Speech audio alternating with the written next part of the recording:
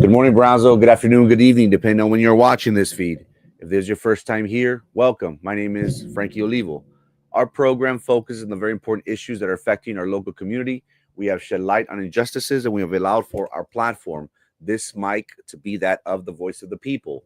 Now, if this is something that you can see yourself supporting, we ask that you like, comment, and share this live feed.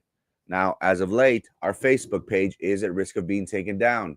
The powers that be do not want you, the voter, the constituent, to know the truth. But remember, we will not be silenced. Now, if you're really about the cause and you want to stand up to corruption and you want to hold our elected leaders accountable, well, we ask that you subscribe to our social media platforms. This live feed is streaming on X, formerly known as Twitter, and Facebook. We could be found under Frankie Olivo. But if you're really down for the cause and you want to support us, we ask that you subscribe to our YouTube page titled Frankie Olivo TV. Remember, Brownzo, I will never ever ask you for money. I will never ever ask you for food. Well, depends what you're making. All I ask of my community is to create a Gmail account if you haven't already. Go to YouTube, create an account, and subscribe to our page titled Frankie Olivo TV. We will not be silenced. And always remember, Brownsville, I am forever grateful to each and every one of you for the time and attention that you provide us each and every day. Thank you so much. Thank you so much for that. How we doing, chat? How we doing? Happy Wednesday. You know, they say third time is the charm. And yesterday it was the charm for SpaceX. We saw how they did have a successful launch. I do want to state, this is the first time, and again, out of these 10 launches that SpaceX has had, this is the first time that it was a smooth liftoff, so to speak. Usually, for the most part, whenever there is a launch, we feel the thunder, we feel the raft of that rocket. It wasn't so yesterday. I was watching the launch from the balcony in South Padre, and compared to other launches, I didn't feel anything. Yes, you know, you felt the typical, you saw the smoke and the clouds. I was gonna say the dust, but no. Once the rocket lifted off, but other than that, we didn't feel the building shake as we always do. We didn't feel the thunder, the raft of those engines. So is this going to be the norm moving forward? Because again, remember, SpaceX will be having a more launches. I think they are calculating anywhere from 24 to 25 launches per year. We equate that's 2, possibly 3 per month, depending on the weather, of course. But nonetheless, yesterday it was smooth sailing, so to speak. There are those environmentalists, those people, those avid beachgoers, the fishermen, that can make the argument that we are endangering our Mother Earth. I do want to, I'm not sure if Danny Salinas from Brownsville Tech Live is listening. I will reach out. I do want him to come on and talk to us, because yesterday during the launch, they released Starlinks, which to us it's like satellites. So it's a two-pronged thing of SpaceX, right? That we're making sure that everyone is connected, and also we are trying to be a multi-planetary species. Brownsville to Mars, Boca Chica to Mars. Today, ladies and gentlemen, we want to be talking about a very, very important announcement that just became official shortly before we came on live. And to talk and to help us with this big announcement, we have Roman Perez. Good morning, Roman. I think you're on mute, unless it's me. I'm sorry about that. I don't know why the link would not work. I've been trying to do the link for like 10 minutes, and then I figured out, oh, I'm missing a letter. I did not see that letter. I'm blind. I need glasses. Yeah, it happens. How's your morning going so far? Other than that, it's going great. I mean, I've been waking up to text messages about this big announcement, and in the middle of this, I got a call and asking me who Jaime Gomez was, and I said the guy from the Adams family, and they're like, no, Jaime Gomez. I'm like, I have no idea who that is. Apparently, somebody filed against State Representative uh, Janie Lopez named Jaime Gomez. Do you know any Jaime Gomez? Jaime Gomez. No, it doesn't ring a Or bell. maybe it's Jamie Gomez. I don't know. Jamie So it could be Gomez, possibly. Jamie or a Jaime Jamie Gomez. or Jaime. No, it's Uh, with an M. It's definitely with an M. for the GOP primary. I There's don't another know. one. No, it's Oh, just somebody okay. who filed. It's just somebody who filed a treasurer thing. And that's what they told me. So, Interesting. This mhm. was the race that Luis Villarreal ran previously, if I'm not mistaken. Correct. Uh, Yeah. Ruben Cortez ran, I guess, Mm-hmm. a runoff against Luis Villarreal. Mm-hmm. And then Luis Villarreal, how close was that race? Off Well, the top of your head? when Luis and Janie ran, I think Janie won by like 3 or 4 points. Oh, Yeah. nice. Yeah. So she So, won then, and then when the next year, which was the last year, in the general, Janie won by 10 points. wow. Mhm. Well, I guess we'll be following it and making sure to see, is it going to be a packed GOP primary for Representative Jenny Lopez's seat? No clue. Um, Or this could be the Democrat that decided to file. Possibly, We don't know. possibly. I'll Uh, do you expect other big names? Because Jaime Gomez, again, no disrespect to the it, candidate. it's possible. Can you put me backstage? My wife just called me right now, and she. Sure.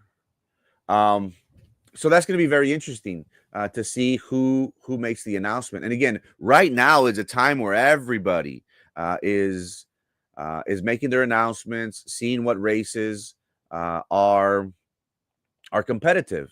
Again, people run in races when they know for certain that that they have a very good chance. If not, why do you run? Again, you believe in your message, you believe in the people that support you. But at the end of the day, you have to make sure that, logistically speaking, everything is Mm. uh, looks good. So that's going to be interesting, Roman, to find out whether Gomez, Jaime, or Jamie Gomez filed D or R in that seat. Is it going to be Yeah. a packed? Is it going to be a packed GOP primary, or is are You other have big names gonna you line up? never know. I mean, people may feel that she's vulnerable. On the in the I do not believe a Democrat will ever win that seat, at least not right now. Wow. It might even make it worse because there was a letter that was sent out by 30 different state representatives, Republican state representatives in the state house that submitted a letter to Governor Abbott asking him to call a third special session to redraw state house maps.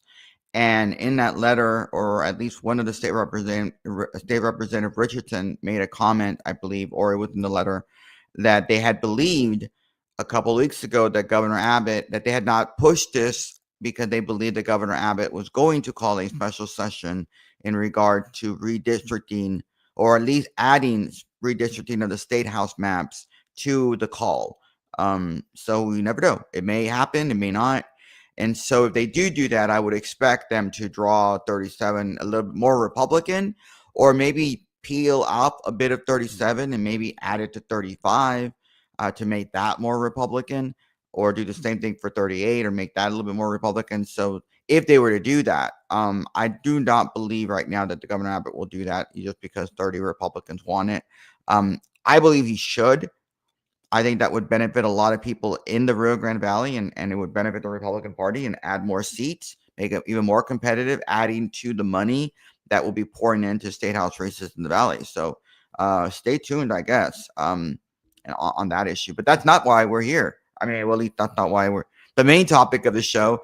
The main topic of the show is the announcement of the Queen returning, La Reina, the Queen. And no, we're not talking about Selena, although the person we're talking about did take a picture with Selena's statue in Corpus Christi, my former hometown in Corpus Christi. But we are talking about Mayra Flores making her announcement that It's she had so it's decided. official, Roman. If I Official. can read it very quickly, Sure, sure, read it. it goes on to state, thanks to the strong leadership of President Trump, Governor Abbott, and the Republicans in the Texas legislature, Texas 34th District has become one of the top GOP pickup opportunities in the country.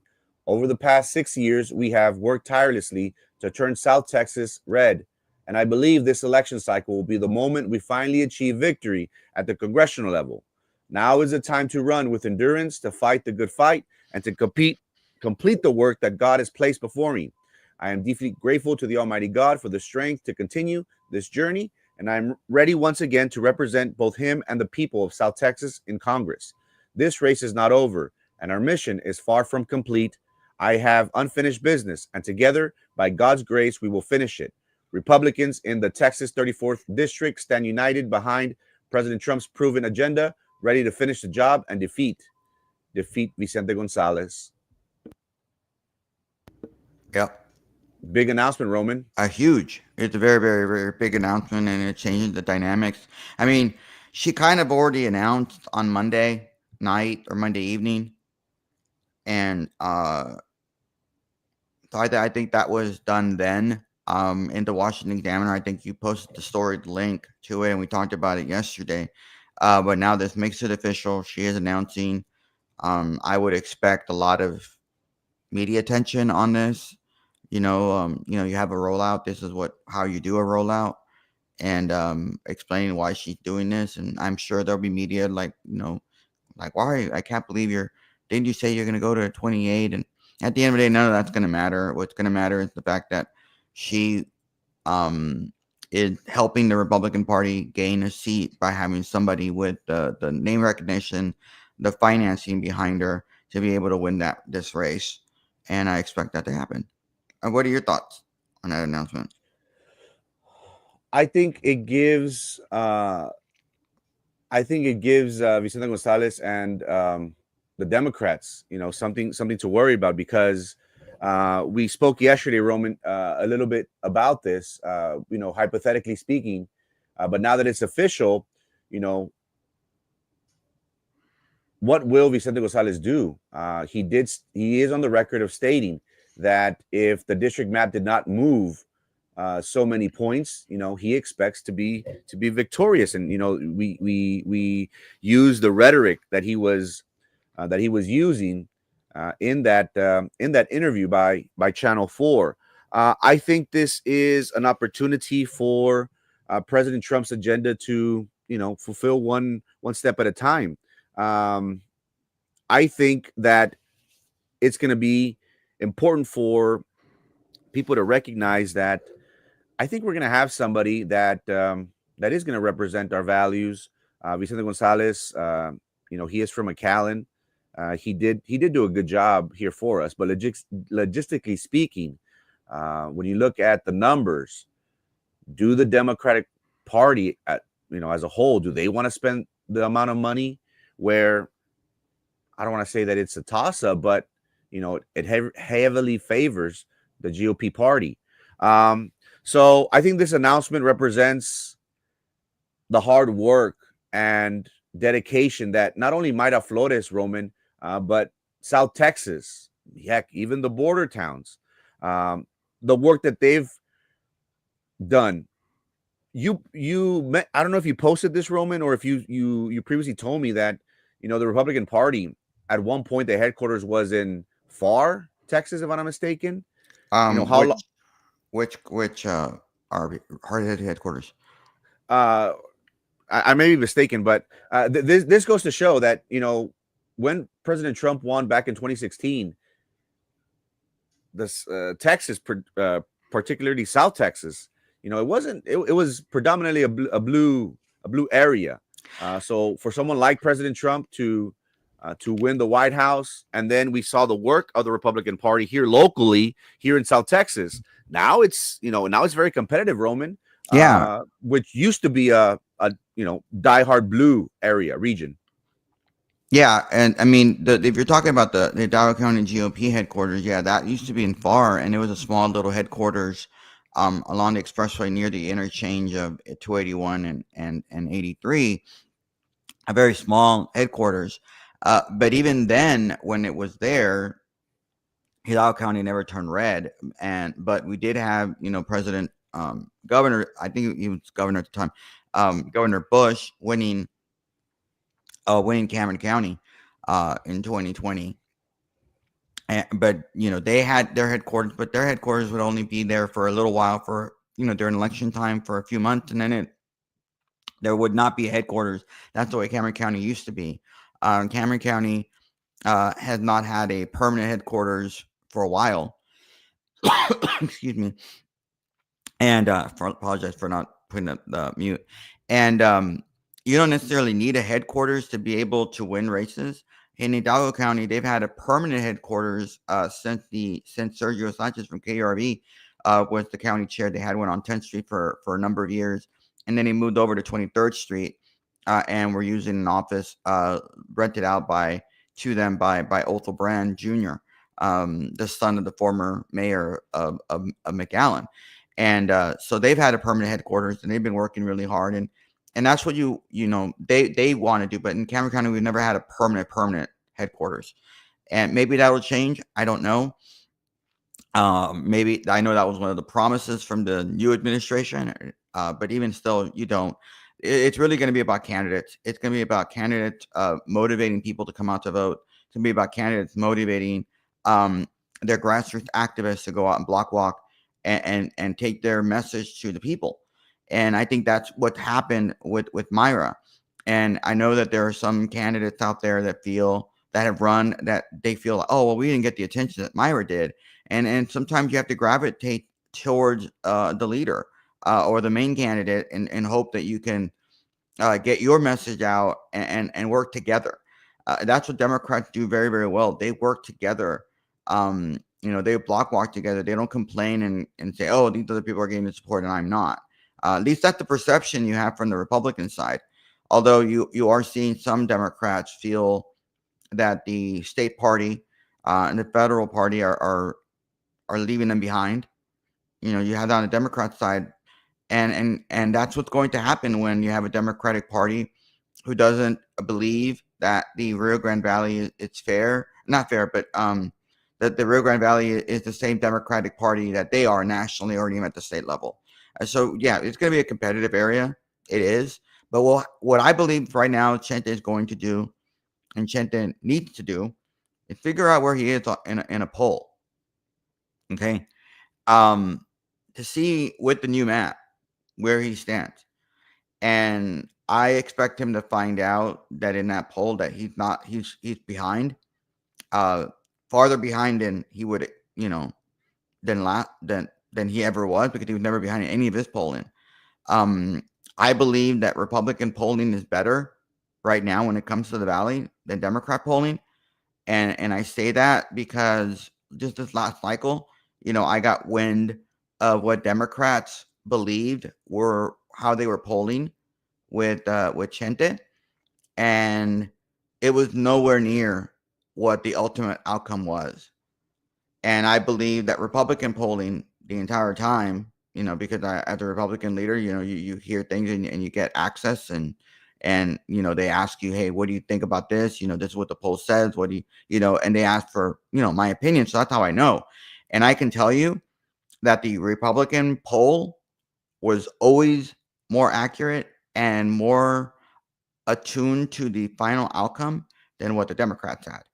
I will tell you right now, now that it's already happened, that my sources within the Democrat Chente campaign were telling me that Chente believed that he was up 12, 13, 14 points. And he did not win by 12, 13, 14 points. He won by what? 2.5, 3.5 points. That's what he won by. He was nowhere near that. And Republican poll had it. So maybe if I'm Chente, if I'm a Democrat, and you go out and do a poll and it shows that you're barely up or you're barely down, are you going to believe those polling after what happened last go around? Probably not. Probably not. But I mean, if he does a poll, and I would expect him to do, and I would expect the Democrats to do, if he finds out that he's losing, he should probably retire. I mean, look what happened with Lloyd Doggett. Lloyd Doggett in Central Texas has been a congressman for many, many years. Long as I've been in politics, he's been a congressman. Republicans have been trying to get rid of him for years as a congressman and replace him with a Republican. It hasn't happened. And instead, what the Republican House did was they redistricted him along with another leftist Democrat in Cesar. I don't even know how to pronounce his last name. I've heard it so many multiple ways over in Central Texas. It's nuts. And they're gonna put them together. And you know what Lloyd Doggett did? I'm just gonna retire. I'm done. You know, I'm sure he did a poll and found out, oh, I'm gonna lose to this guy in the primary. I'm not gonna do this. I'm gone. And I'm gonna receive my little chequecito, my retirement check, and I'm good. And I would expect Chente to find out he's losing, and it's not even close. I mean, I'm gonna say that. You know, I'm gonna say he's probably gonna be losing this poll. It won't be that close, and he's gonna retire at this point. But I could be wrong. And if that happens, all bets are off, buddy. All bets off. Who the Democrats put up. But I would highly recommend my friends on the Democratic side. They might want to do a poll. They might want to find out where Chente's at. And who knows? Maybe he moves because of that poll. And I don't think we talked about the polling aspect of it yesterday. Did we? Did we talk about it on the show? We did bring it up. We did discuss the percentages where Mayra was up. What 30%, Roman? There was. Oh, I'm talking about the Republican. I'm asking. Did we talk about the Democrat poll? Like if Democrats were to do a poll. Oh no, we didn't talk about that. Yeah. So that you see, new stuff we can discuss every day. Always. Nothing changes. So how? Yeah. Again, these maps were just recently redrawn. Congressman's office, they need to do a poll, which will take them what?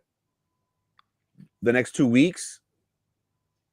How long will it take for a poll to come out? 2 weeks. So then we'll have it because everything we've been talking about this, and this is very interesting for me because you have mentioned it, and I strongly believe that obviously Vicente Gonzalez's decision is going to affect races here in Cameron County. So he's on vacation right now. His office is still working. They're seeing these numbers. They're probably contemplating, okay, well, we should do ours. That the soonest they could get the results is what, 2 to 3 weeks. So no, it takes about a week to really prepare the poll. You know, figure out who you're going to target, the questions you're going to ask. Because it's expensive. You got to pay to make the poll get done. That usually takes about a week. And then you have to put the poll out in the field. And when you put the poll on the field, 3-4 days in the field. But you kind of get an idea. You know, the first day, the second day, you kind of have a rough idea. Hey, we're doing good. We're not doing so good. But you don't get the final numbers, till about a day or two after you're done with the poll. So yeah, that's usually a timeline, But again, if you have the money, you can get this poll done quick. But you're also, if you're hiring a legit poll firm, a good pollster, they're not just doing your polls, they're doing other people's polls. So that also may, take even more time. And right now, Chente is not even in the country. But yeah, who is going to do the poll? Depends on who you hire. I will tell you that private pollsters are better than public pollsters because public pollsters, for public, if you're private, you're going to pay a little bit more, and you're going to be more cognizant of what the results are. And yeah, it's going to be interesting. But Democrats need to do a poll, and they will. I expect them to. I fully expect them to do a poll. I also wouldn't even be surprised if Democrats decide to do even a poll in 15 and see where he stands in 15 to see if maybe he can go over in 15 and win that one. But maybe. But I believe that Chente will not end up running because I think he's going to find out he's really, really behind, and I don't think he can make that up. That's just what I believe. So he's going to retire. So at this point, yeah, that's where I believe. I'm at about 90% sure he's going to retire. Wow. I'm going to have to. Because, I mean, look, if you're a congressman and you lose, you've been there a while, and you lose badly, nobody wants to loser around. And I don't want to use the word loser. I don't want to throw the word loser like I'm calling him a loser. I'm just saying in general, Nah, you lost. Lick your wounds. You just decide to retire. We did see that with former Congressman Filemon Vela.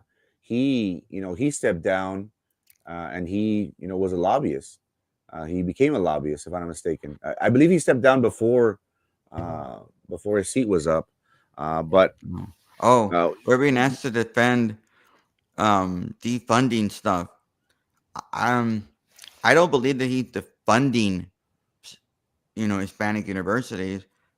I think what he is doing is and saying that he's trying to take race out of everything, and that's what he's trying to do. And I think going into a colorblind society is what his goal is, and that is what Republicans in the House, I mean, in our country, want.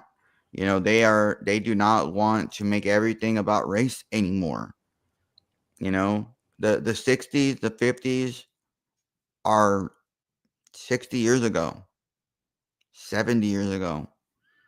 And I believe that many Republicans believe that we've come a long way from 7 years ago.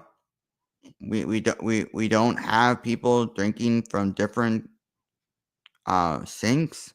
Jim Crow laws are over, and we have done a lot with affirmative action. Affirmative action wasn't, by the way, affirmative action was put in place by a Republican administration under the Nixon administration in the 70s, which was 50 years ago.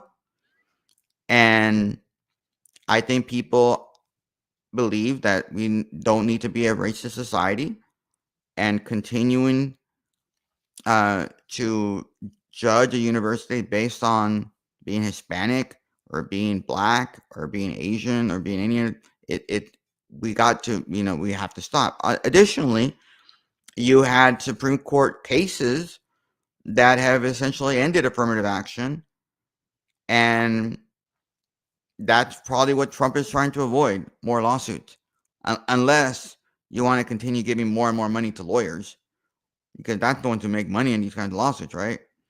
And so I think that's what's going on. And if you want to decide, I'm not going to be giving you a university money based on race or ethnicity, let them do it, because I think that is what the electorate wanted. They wanted DEI done, because DEI, although it sounds cute, it sounds nice, but DEI is very racist and very Marxist, and there's no place in for it. You use a slogan like, no different than the using the slogan hope, like that Obama used. That's what DEI is. It's a slogan, and it's made and been created as propaganda to make you feel like, hey, all they're trying to do is make everybody happy and level playing field. That's not what it is. That's not what it's about. But you gotta dig deeper than just assuming platitudes based on that. But yeah, yeah. Okay. I'm well, sorry I off on a tangent, but hey, somebody asked the question. I'll try to answer. yeah. Tangent noted. um, so this race is going to be interesting. We talked about previously about what does Eric Flores do from here? Does he get deterred from this recent poll that was released yesterday, which shows Mayra, very comfortably ahead in the GOP primary. Yesterday, Roman, yesterday the Republican Party did have a meeting. We did have City of Brownsville commissioners present at this meeting yesterday. We did have um, an individual that, well, I believe, is Kunku in the race? Yes or no? He says that he's filed. I haven't seen anything. I He haven't seen spoke anything. yesterday. He spoke at the Republican Party. Um, so I want to say one of the GOP primary candidates is there. Other people will will argue. What's your take on the Republican Party meeting yesterday, Roman? I don't even know. I don't even Kunkel's a candidate. I don't believe he's a candidate.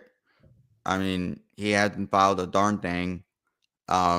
He says he lives here. We don't even know if he lives here. He says he lives here. He's the only one that lives in the district now. He was living in College Station for I don't know how long. Um, some people just like to run. Some people just like to go out there and throw crap on the wall and not really run on issues, but just go and attack people. And that's what some candidates want to do. I don't believe that he's very what the taken seriously amongst Republican primary voters. He likes to say that he got 800 votes in the last primary, uh, with four people, him and three other people in on the race. He's like, "Look, I have my base. Look at my 800," and I'm just like, "Well, is it possible that there were people that voted there, uh, that voted for you because they didn't want to vote for Mauro, who they claimed didn't live here in the district.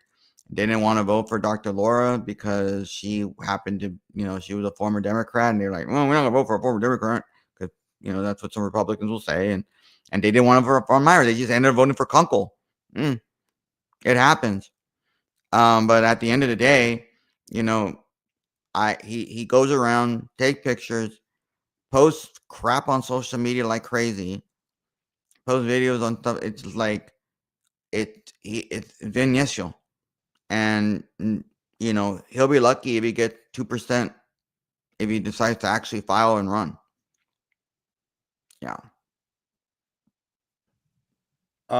Again, yesterday the Republican Party did have a meeting, and there was an interesting character that spoke. We did have a Oh, representative from Eric Flores. Do you want me to play the clip before Roman, or if you you want to want talk to, about but it? I want to make clear to the people that are commenting. I don't think people understand the direction the Supreme Court is. I'm sorry that you don't, but that is what the direction has been. They are making it clear that affirmative action is unconstitutional, and we're moving in a different direction. And if you all want to stay behind in the 50s, 60s, and believe that you all are a bunch of hippies or whatever, and do all that stuff, more power to you. The country's moving on, and I'm sorry that you all are not. You know, but anyway, but yeah, just you understand, and I don't know what Myra was watching as a teen because I don't even think they have music videos. They haven't had music videos what in 25 years on MTV. So I don't think anybody, I didn't even, I stopped watching MTV when they stopped doing the music videos. You know, so there you go. Anyway, oh, and somebody made a comment like MAGA is the slogan. I'm talking about one word slogan, because diversity, equity, and inclusion are three different words that they're putting together. And just like hope, it's just one word. You know, MAGA is more like a slogan. Again, I want to make America great again. Leadership you trust, or the name kind of stuff. Those are slogans. It is what it is. Anyway, all right, let's move on. I don't want to talk about that. Let's talk about this because I don't think we're gonna be here all 3 hours. Well, maybe we will. Who knows? Okay, so that is the Cameron County Republican Executive Committee that took place last night, right? And we want to talk about some of the people that were there, or you want to do the video? Both, whatever, Both. whatever you Okay, want. let's do the quick video. I mean, in that picture you posted, you could see that Pedro Cardenas was there, Neris Galanti was there, city commissioners were there.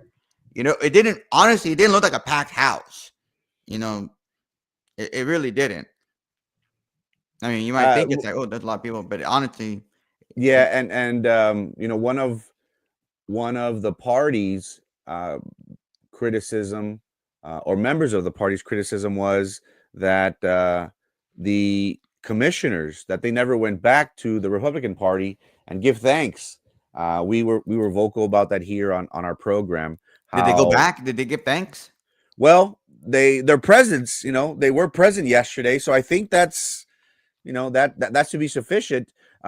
We were, I Oh, and guess, Showed up, right? I guess Gus was not in De that Leon, picture, but he correct. was there. Good for We them. we were Yeah. previously critical of the Republican Party of Cameron County for giving known Democrats in a nonpartisan race money for their election, and many people within the party questioned, well, Are the commissioners ever going to come back and give thanks? Are they going to say, hey, thank you for your support? We're here. We're here to assist the community in any way possible. And lo and behold, they show up. So again, I guess it just took a while, Roman.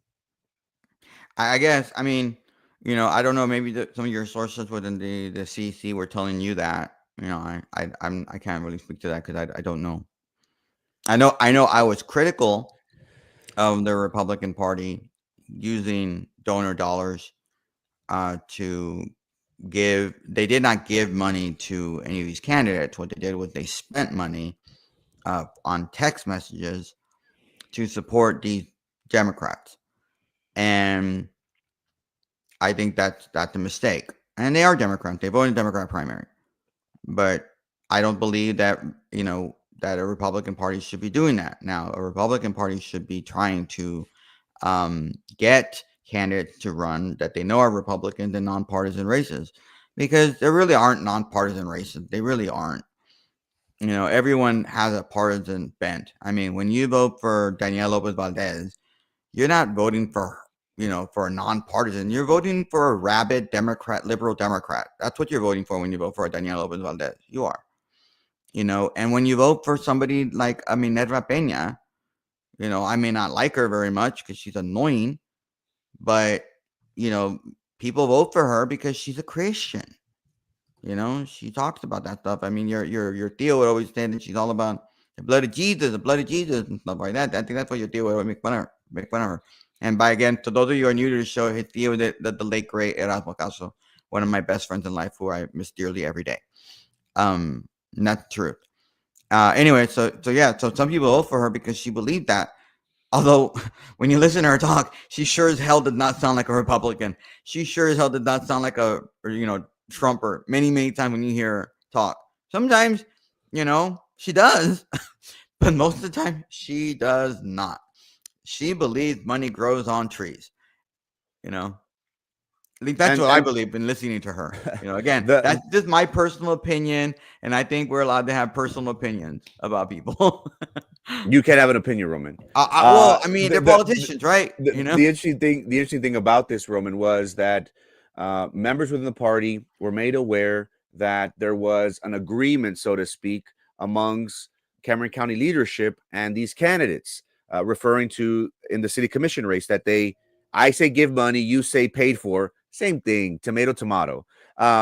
There was this understanding that, hey, we'll support you, but you have to help us with our candidates. More in particular, this race, District 34, it was of the understanding of members that Eric Flores was Deborah Bell's and Susan Rubalcaba's favorite or preferred candidate. So the agreement was, Pedrito Cárdenas, Nurit Golonsky, we will help you in this race with the understanding that you will help our candidate when we need him. Essentially, that is the understanding that party members have had, and they voiced their displeasure with us. And we saw how we showed pictures of Republican candidates with these city commissioners, and we kind of put two and two together that, hey, there is this agreement, so to speak.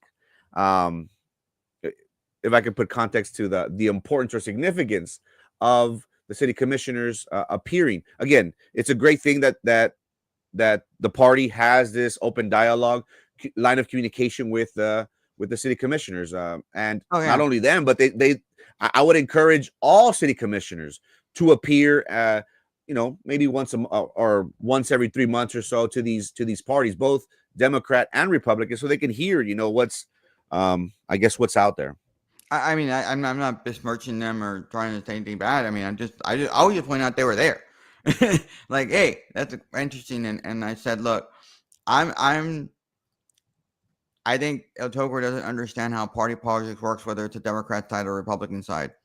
There are probably more people there than at the Democrat event, and some of them, party politics isn't for everybody. You will talk to some candidates on the Republican side and even on the Democrat side, I'm sure, and they'll say, the party doesn't do anything for me. They're just there. Man, especially the state in Austin, for example. The only people that pay attention to the Republican Party, the establishment Republicans don't pay attention to what State Chairman Abraham George has to say, or a state Republican executive committee man or woman has to say. They don't care. They don't matter at the end of the day. And when you come to the down to that, here nobody cares about the precinct chairs. You know, they don't. I mean, I was the precinct chair. I was the vice chair. You know, many times candidates don't care about what we have to say, so it is what it is.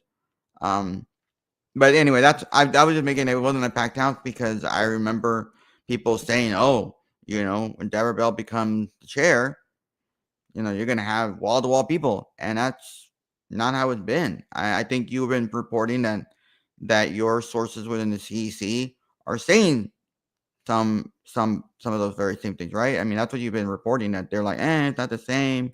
She's lost his what you call it, the party has lost its luster.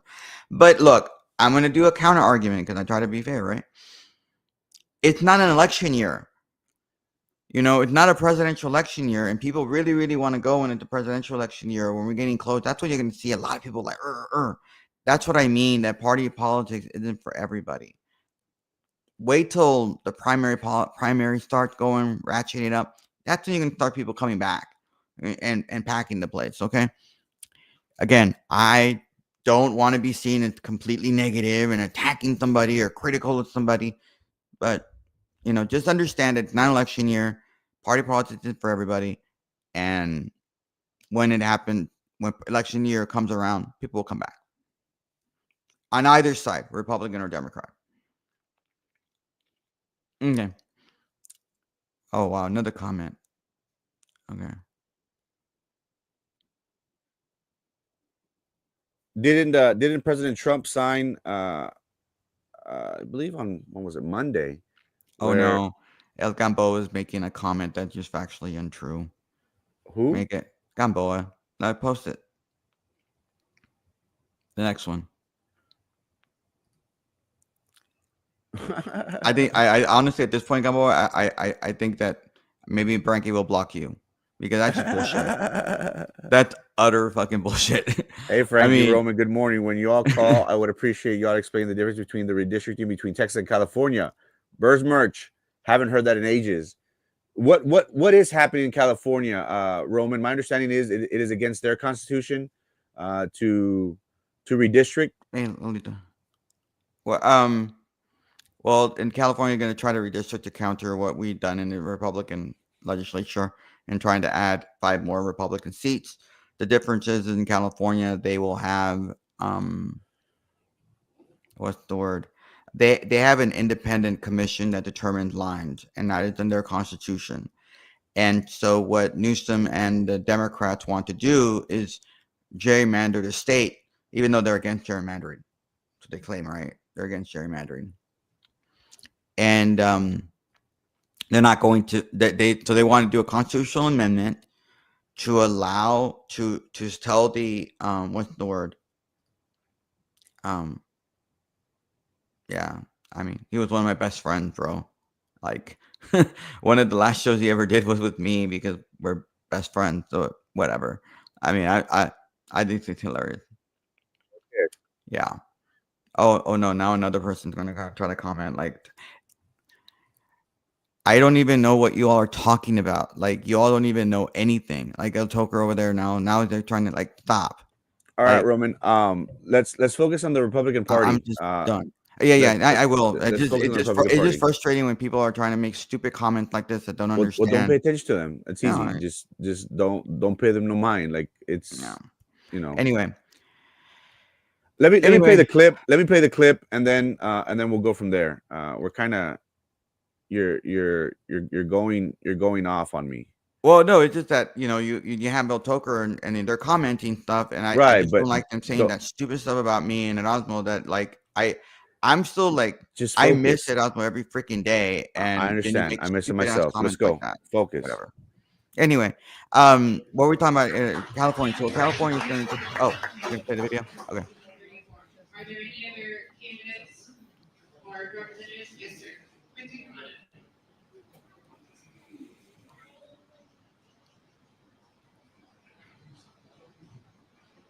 Howdy, my name's Quentin Lorenz. I'm here representing the Eric Flores for Congress campaign. I just want to let y'all know, thank you so much.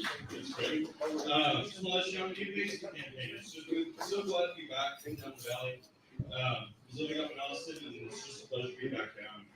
So Eric Flores campaign, just want to give you all a quick update. We had our official campaign launch this past Wednesday. I see a couple familiar faces in the crowd. Thank y'all so much for coming out to that. We had over 250 people secured came to the event, so that was such an amazing event. As for fundraising, what we're doing right now, we're absolutely smashing our fundraising goals. We're making sure that we're going to completely ace this campaign. We're going to make sure that we go and win District 34. Never again will we lose to a Democratic 34. Simple as that. Okay, we cannot lose District 34. This district is drawn 4 plus R. The fact that we've had candidates in the past, and let me tell you, not many candidates. It's not what I'm here. I'm just here to voice our message of the campaign. Eric is a veteran. He's a former U.S. prosecuting attorney. He's done the work. He has the history. And at the end of the day, we're going to push and keep pushing this campaign until we're there in November when we secure the campaign victory. So that's what I want to finish off on. Thank you all so much for putting the rights. I'm happy to be able to speak on Eric Flores' behalf. Like the gentleman before me, Eric Flores is currently out of the district. I'm sorry, not out of the district. He's currently out of Cameron County right now. Out of the district right now.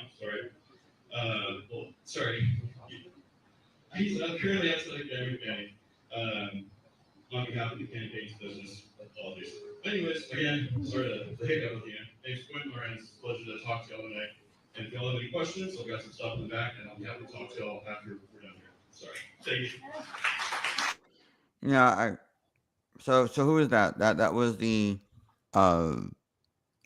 like cabinet manager, spokesperson for Eric or something, or Yeah, if you could give us a little bit of context into what he said. Well, I mean, the one thing I really noticed, and I probably have to hear it again because it was kind of hard to pick up every single word he was saying because the audio, the acoustics, and things like that. But so somebody can correct me if I'm wrong if I misunderstood what he was saying. But it sounded to me like he was calling Mayra Flores a loser. That what you?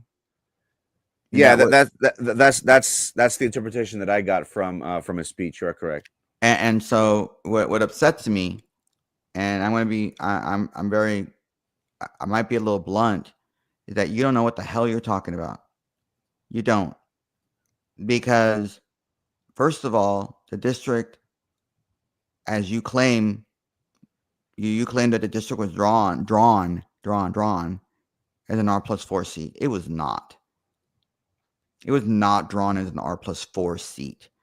It was drawn as a D+16 seat in 2021 when they drew the map in the state legislature. They made it so that a Republican could not win this seat. And over the course of the last 3 to 4 years, we've seen a shift in large part because of Mayra Flores and because of the hard work. I may not like some of the people in that room, but because of the hard work of a lot of the people in that room. And what you are saying, you moron, is that the people in that room and the people that supported Mayra didn't do the hard work. You're essentially calling them a loser. That's what I think you're doing. And you should not be doing that and besmirching the good hard work of them because it was moved. It was never drawn as an R+4 seat. Now, did Trump win the district by an R+4? Yeah, he did. I think it was closer to like R+3, whatever. Doesn't really matter. But he won through name ID, not because he was out here block walking, not because he was here working the streets, because he had name ID and people wanted to vote for him. Other candidates like Mayra had to work hard. Are you calling people like Jesus Rami Martinez a loser because he only got 47% in Cameron County? Are you insulting him? Are you insulting Jimmy Manrique, who ran for sheriff because he lost 58-42? We can't nominate anybody like him because he's a loser? Is that what you're implying? Is that what the Eric Flores campaign is saying or trying to do? Are you calling any candidate? There was a guy named Garcia who ran for JP in San Benito. He lost. Are you calling him a loser because he didn't work hard? It was drawn for them. Like, give me a break. Cameron County went for Trump. So every single other candidate that did not win countywide is a loser, and we can't afford to have those kinds of not. Trump was a different animal, dude. Like, what is wrong with you? What is wrong with the Eric Flores campaign? Is it because you did a poll and your survey telling you that if we use this kind of message and we attack Myra, that we're somehow going to get better? No, maybe that's probably what happened. I mean, that's what, that doesn't surprise me. And so it's just freaking frustrating to me that Eric Flores wasn't around. He was working for the Biden administration when Myra was running in 2022 and 2024. Maybe if you want that to be Mayra Flores' message to everybody, that he wants to attack me because I didn't win a district that was never drawn for a Republican to win, but I worked my butt off and I got close and I kept moving the needle every single time. Where was Eric? Oh, that's right. He's working for the Biden administration. Oh no. I'm sorry. I think you all are underestimating your strategy in saying these things, because at the end of the day, people like me worked hard to try to make this county more Republican and more winnable for Republicans, finding candidates. Sometimes you have people that run for office and they're not the greatest candidates in the world, but they put their name on the ballot. They sign up to run. And they work hard and they may lose. I mean, we have an organization called Project Red Text that will help fund candidates with their filing fee, with their some signs, some push cards. And they just want people to run so people can run as a Republican, so people have a choice. Are you insulting Project Red Text too? Because they're out there finding not every one of their candidates win. So are you saying they're finding losers? Is that what you're saying? Maybe you may not saying.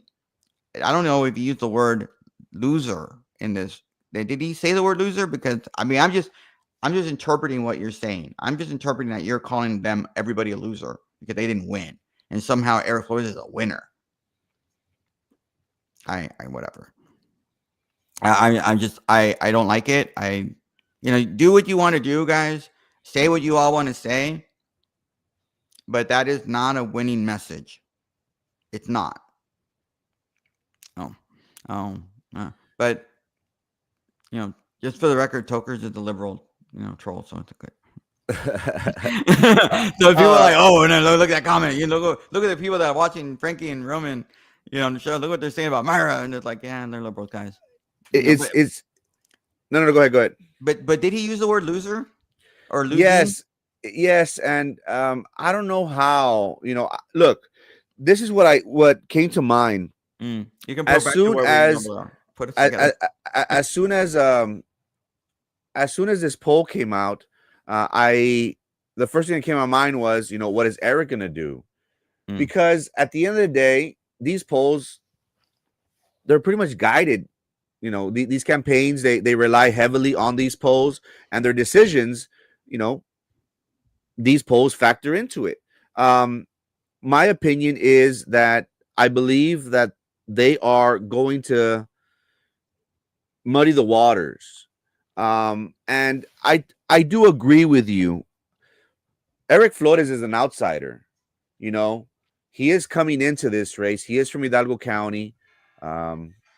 He does have baggage, but in the sense that he's pretty much saying that he's going to show us what a winner is all about.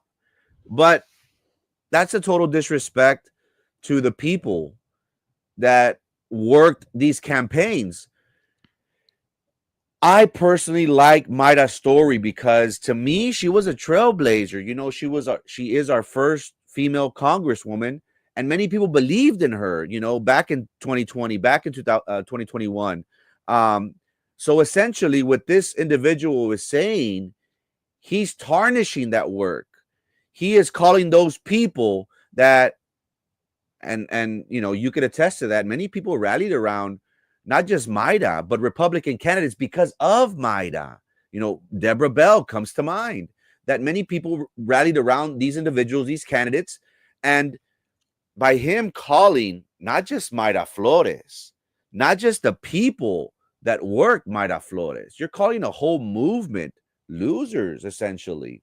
So what I don't understand, morning Sharky, what I don't understand is, does it benefit the party moving forward to use this rhetoric?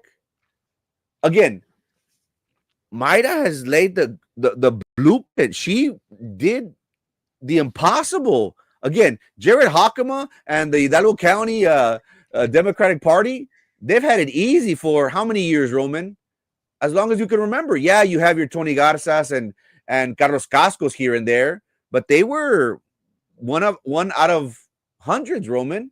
So if someone like Mayra Flores, she helped, and I'm not just saying it's her, but she helped pave the way for South Texas, Cameron County, the coastal counties, Willacy County, to turn Republican. People were now proud to say, hey, I voted for this individual.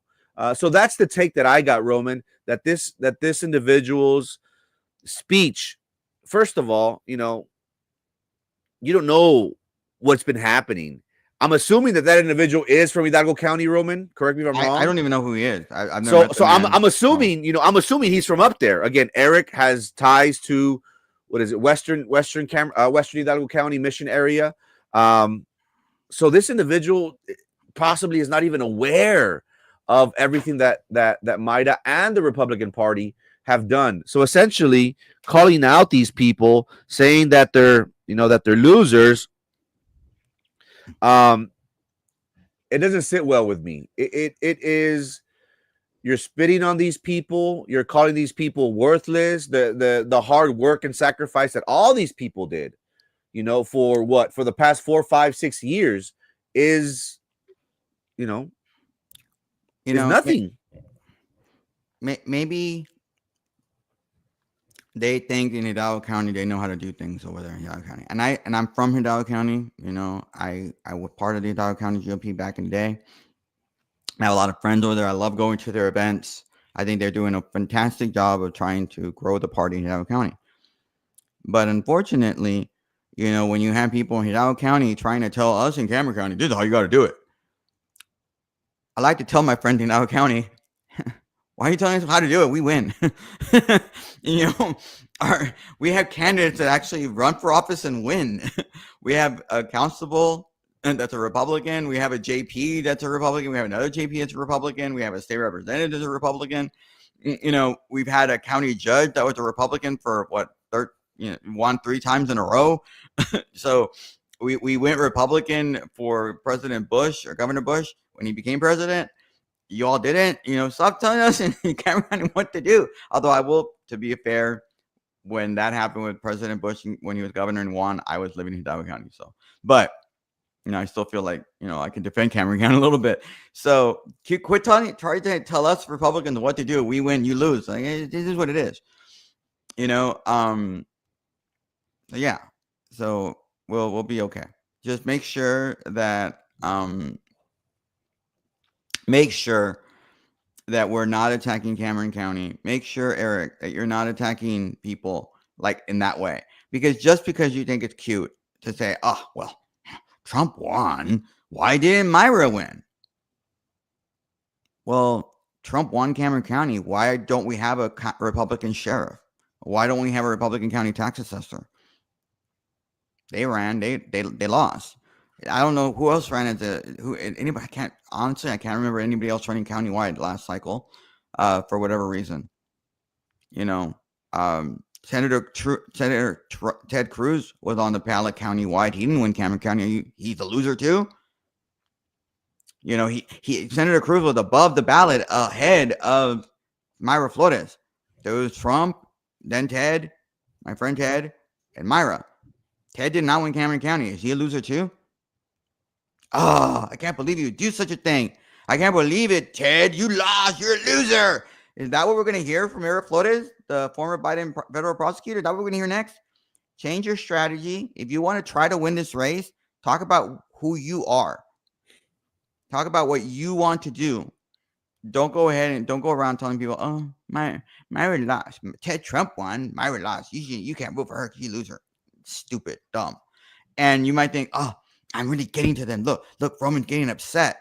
I'm like, no, I'm not getting upset because you're attacking Mayra. I'm getting upset because what you're doing is insulting every other candidate and every grassroots person that went out there and block, that had sweat and tears while you were over there working for Biden, when we were over here trying to get people elected, when you were working for freaking Joe Biden, the worst president of the United States in the history of this country. I know some people might argue, Woodrow Wilson or maybe some other people, but, in my lifetime, the worst president of my lifetime, even worse than Jimmy Carter. Were you working for him? We were working hard trying to get people elected, and you're insulting them. You're insulting the grassroots by doing what you're doing, but whatever. It is what it is. I mean, I'm not running your campaign. You haven't asked me, but I'm going to tell you all. But I do know that people that are Republicans that walk do watch your show, Frankie. They may not like what I have to say, but I think you're going to have to agree with me that he's insulting you. And maybe it's working. Maybe you all are understanding, because I didn't see a whole lot of clapping for Eric's guy. Did you? I mean, I didn't hear a lot. Maybe I'm going deaf, but I thought There was someone in the crowd, Roman, just one individual. Oh, you mean Bill, who's endorsing Eric in the back over there, like really loud? And then you had, I think, that was the only one, but there's one dude. And then I think you saw Vicente Gonzalez doing a little bit of a clap, but not a lot. I don't know. Maybe he's changing his tune. Who knows? I don't know why hey, I would clap for somebody too. Okay. I clap for everybody when they're going to, hey, man, good job. I like the guy. I'm like, hey, good job. I'll do that. Do the golf clap. But I don't even think they did the golf clap for him. So maybe they were getting the message that because Eric did this last week on Thursday on Wednesday when he did his last win. Wow, it's already been a week. Wow. When he was last week on Wednesday, he what's the word? He essentially did the same thing what his campaign dude was doing. We need somebody who's going to win. The era of losing, when Trump needs you, is over. He was sort of doing that. Maybe people in the crowd heard that and like, hey, wait, what? I mean, are you calling me a loser too? Like, maybe, who knows? And sorry, I did a little bit of a turn here because apparently I haven't been seeing what Fox News is doing, and apparently there was some sort of an attack on a church or a school. A Catholic school. Man. Wow. What state? In Minnesota, Minneapolis. And I'm wearing a Catholic school shirt right now. Just so you all know.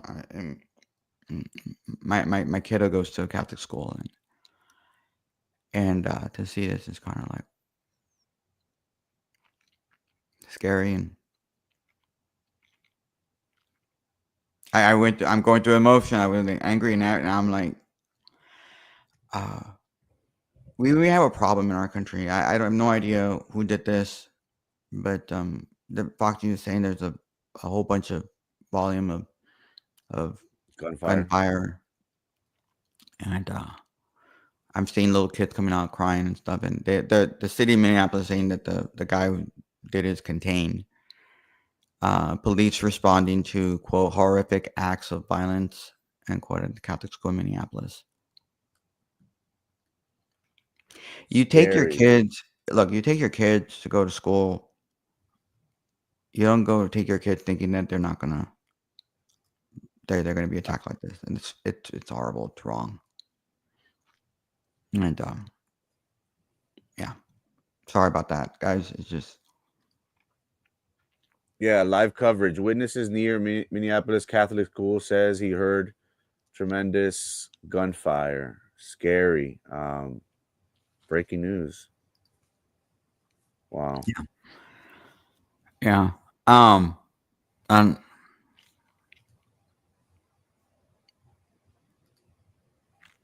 Whether it's a Catholic school, Episcopalian school, a charter school, private school, public school, anything like that, this crap needs to stop. But I have no idea who did this. I don't. But lately, Wow, 20 victims. Wow.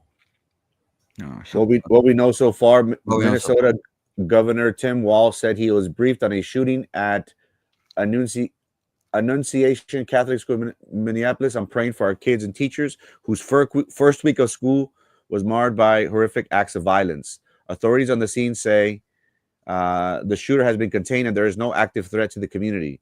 The mayor said that he's monitoring reports of horrific violence in South Minneapolis. First week of school, it's horrible.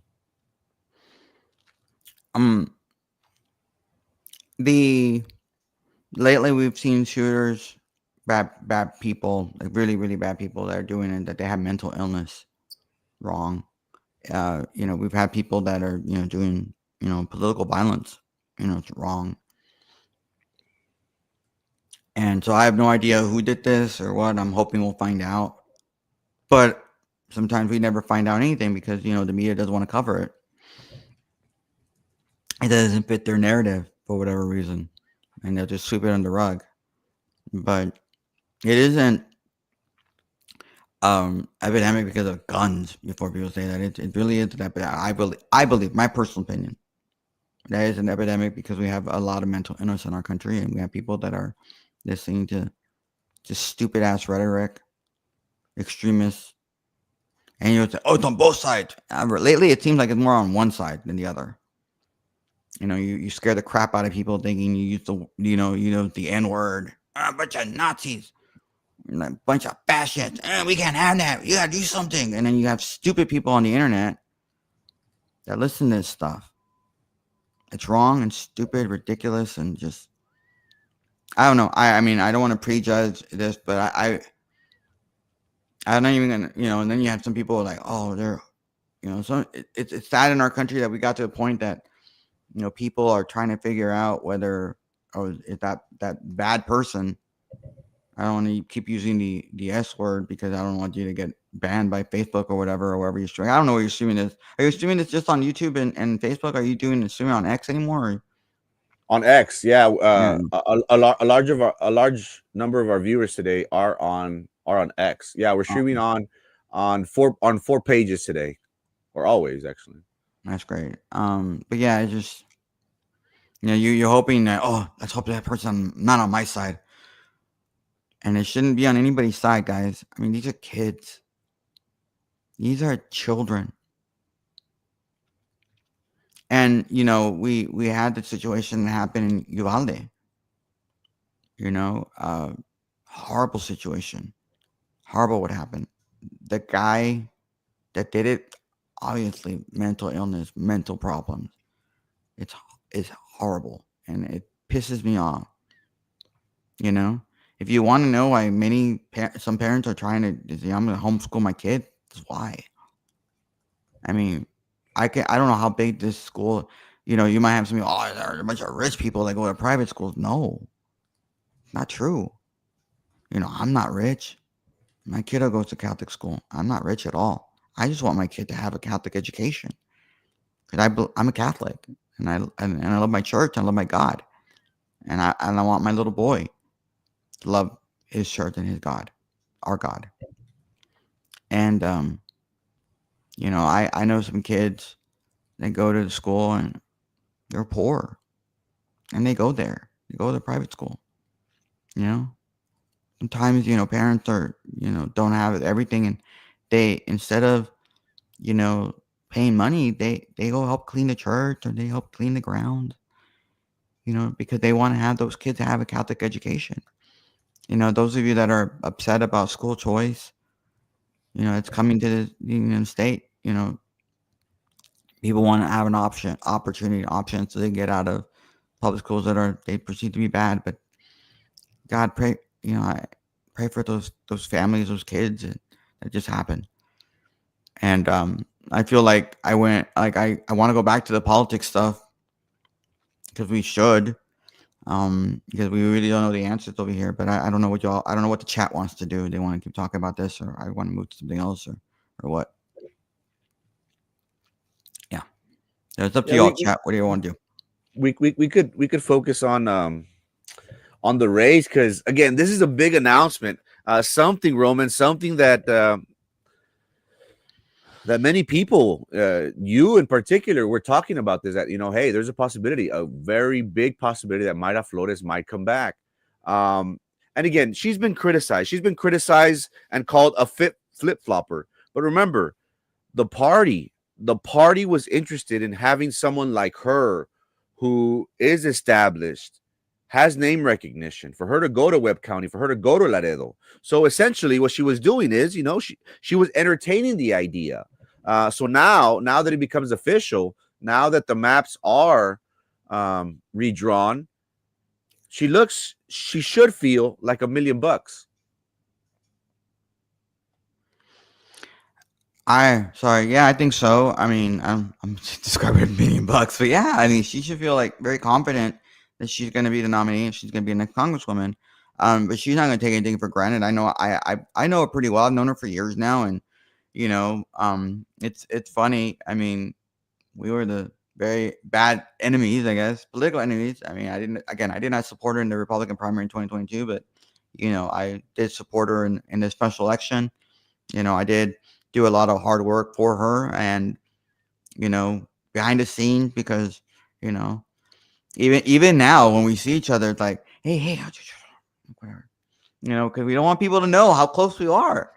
But I guess I did tell her, several months ago, back in February, I did let her know, hey, this might happen, is what I've heard, and that's why she keeps me around. She didn't keep me around because I'm awesome. Well, yeah, she does. But because I know stuff, and we talk, and I consider her a friend. She considers me a friend, and we talk not just about politics. We talk about life and stuff. And I want the best for her. As I want for the best for a lot of our candidates, and who become my friends. I mean, I count Dr. Laura Cisneros. I didn't vote for her in the Republican primary in 2024, but she's one of my close friends, and we talk all the time. Wonderful, sweet human being, who I just upset that people that attack her because he's a former Democrat. Mauro Garza was not running for county judge when he ran. I didn't vote for him for Congress in 2024 when he ran against Mayra. I voted for Mayra. I supported Mayra, and they both knew it, and we became friends. That's what happened. But anyway, I did tell Mayra in February of this year. I said, hey, this might happen. Just let you know. She didn't believe me. She's like, oh, I've asked around, Roman. I don't think you have good sources. I think you're wrong. And then I was like, all right, I'll believe you. Whatever. I don't think I'm wrong. I think I'm right, but whatever. No, it is what it is. And then when it happened, when we got the first story from the New York Times, I didn't call her. I didn't tell her anything, but I was like, her team, she's on the radar. I'm sure her team will tell her. And then 24 hours after the New York Times story came out, I was like, I haven't heard from Mayra. I'm kind of surprised. Let me give her a call. And it was funny because when I called her, apparently I have a habit of calling her when she's on Newsmax and I wasn't watching. So anyway, and so she called me back. It's like, hey man, I was on Newsmax when you called me. What's up? And I said, did you read the New York Times story? And she's like, oh no, what are you talking about? And I told her, like, send it to me. I did. And then that's when everything changed. And that's when she realized. But I knew she was going to come back. She was going to come back at some point. I knew it. She had to come back. And I think it's important that, people understand that I have a good relationship with her. And I was able to tell her to come back. And I knew she was going to come back. I tried to tell people she was going to come back, because people want to go out and endorse somebody and support somebody, and they don't have the full picture yet. Even now, I'm endorsing and supporting Mayra. There is probably going to be another candidate going to come in. His name is Fred Hinojosa, Adam Hinojosa's brother, and Fred is going to try to win because he's from Nueces County, and he might have a lot of candidates that him and Adam helped with. I try to get their endorsement because now they're office holders and try to say, hey, Nueces County, vote for me. But I love Fred. I have so much respect for him and his late father and Adam. In particular, Fred was very close to his father, Ali Hinojosa.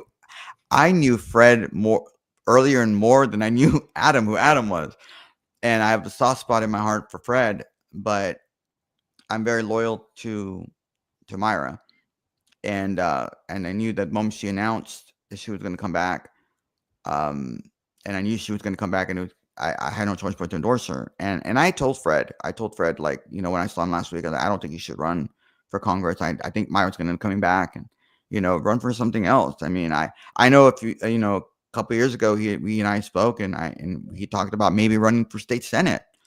And, you know, because he lives in, he couldn't even vote for his brother because his brother is state senator in 27, which only incorporates a small portion of Corpus and Nueces County. And he couldn't, you know, even vote for his own brother. He lived in 20. And I said, you know, maybe you should run for 20. You know, Chewy knows it's not going to be there forever. And I even told him on Thursday when I saw him, and I said, bro, you and Adam can be like the new Huffine brothers. You know, the Huffines, you had Don Huffines and his brother were both state senators at the same time from the DFW area. You could be the same thing. You could be state senator, Dean the Hosta brothers from, you know, whatever you wanted to. Because I think SD20 is very winnable for a Republican, for the right Republican. So, you know, again, I want what's best for our candidates. I don't want our candidates to go out there and potentially lose. And I think that Mayra is going to win. And then now with the poll coming out, and although Freddie knows it's not in the poll, you know, he can argue, oh, I'm not in the poll, so I'll do better. And like, nah, it's not. It's going to be done, guy. You know, Mayra will win. Mayra will get endorsements. And look, her announcement's going to come out. She's going to have a media blitz, I'm sure, over the next few days. And you're probably going to see a lot of support for her coming out. And yeah, so that's what I expect. But yeah, it's gonna be interesting these next few days, because everyone is gauging, I guess, and obviously a person like Freddie Hinojosa, whose brother is a senator from Nueces County. You know, he probably feels that he has the in. Do people in Nueces County know Freddie Hinojosa? Is his name bigger than someone like Mayra Flores? it's not. But you know, his brothers in it. See, the Hinojosa brothers and their dad especially his dad, were big consultants for candidates throughout South Texas, especially Nueces County.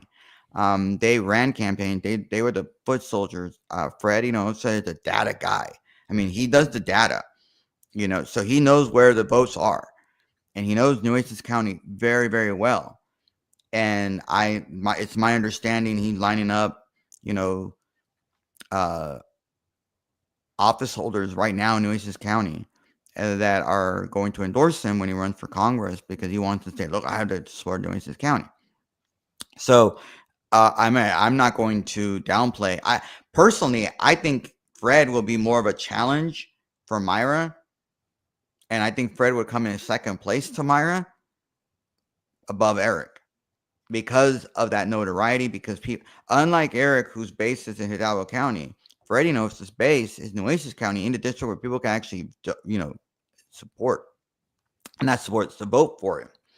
And I think that's going to play a small factor, small role, no doubt. You know, I think that's going to play a role. I do. But at the end of the day, Mayra's going to win. You know, maybe that's what Fred wants. Maybe Fred wants to run just so he can become in second place, so he can run for something else the second time. Because sometimes when you run for office, you may tell people, yeah, you put your name out there. Yeah. You know, sometimes it's like, you know I'm going to lose, but I want to run anyway. Mm-hmm. Look, I ran for office once for shits and giggles. I felt like, I'm just going to run. I know I'm going to lose. And I'm like, I'm going to lose badly, but I'm going to go out there and run because I always wanted to run. I felt like, I don't think I'm going to run again. But the election day that happened, Rick Longoria, who was my commissioner in Southmost, told me, hey, bro, I'm not going to run again. You're going to lose today. And I'm like, yeah, I know. It's like, but, I'm not going to run in 2 years. You run in 2 years, I'll support you. I'm like, oh, well, okay, great. I'll do that. You know what? What the hell? I'll think about it. Yeah, maybe. Who knows? And I thought about it. I'm thinking, sure, I'm going to do it. So I start getting ready to run. Assuming he's not going to run again, he was going to support me. And then he's like, bro, I want to run. I'm like, what? Why? You told me we were going to run. You know what? Let's have a race. Let's do it.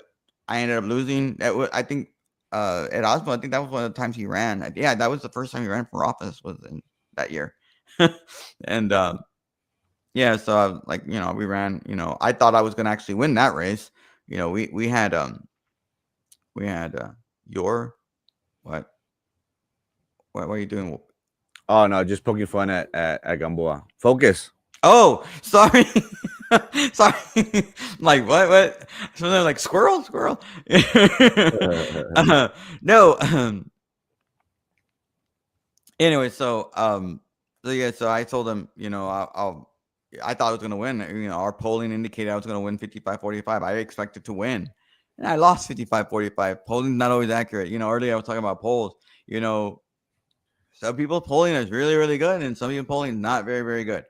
And so that happens. So yeah, I think definitely ran for mayor. Earlier I think Sharky was talking about family being bullied. You having a lot of negative stuff. She remembers. Yeah, she no, sorry, Sharky. I have this stupid mouth guard thing in my mouth, and so if I sound funny, that's why. So Sharky though there. Sharky remembers when I was attacking, when me and Myra were like not best of friends, and I was criticizing her. She remembers that. Sharky remembers that. Sorry.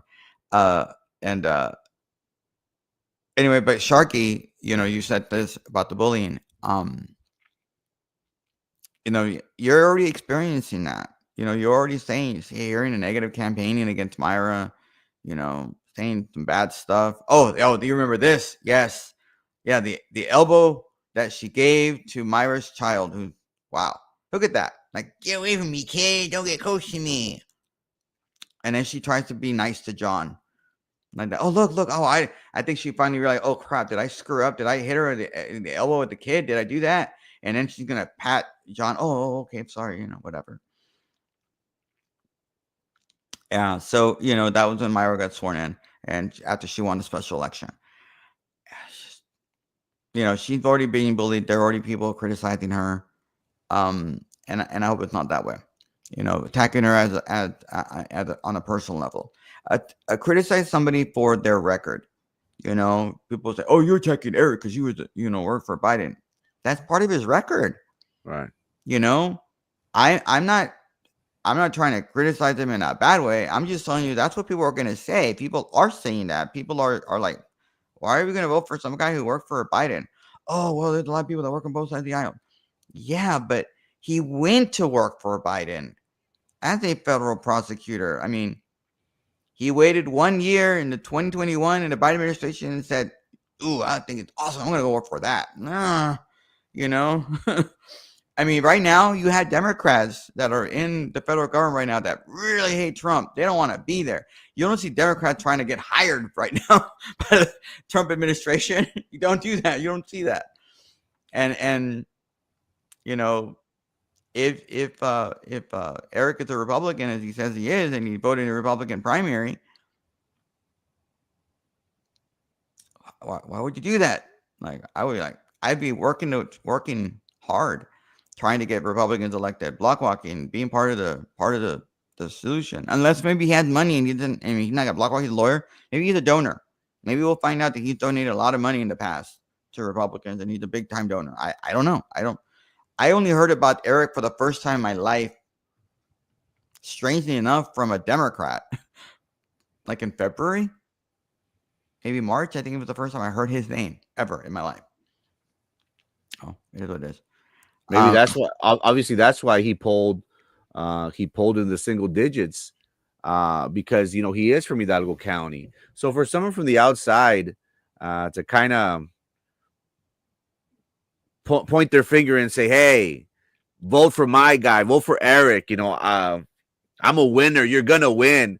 I think it's a disservice to the people again, the volunteers, and to the Cameron County Republican Party. How do you see this, Roman? Do you think that that him running a negative campaign is going to affect him? Because it always looks bad. It looks horrible whenever a man attacks a woman.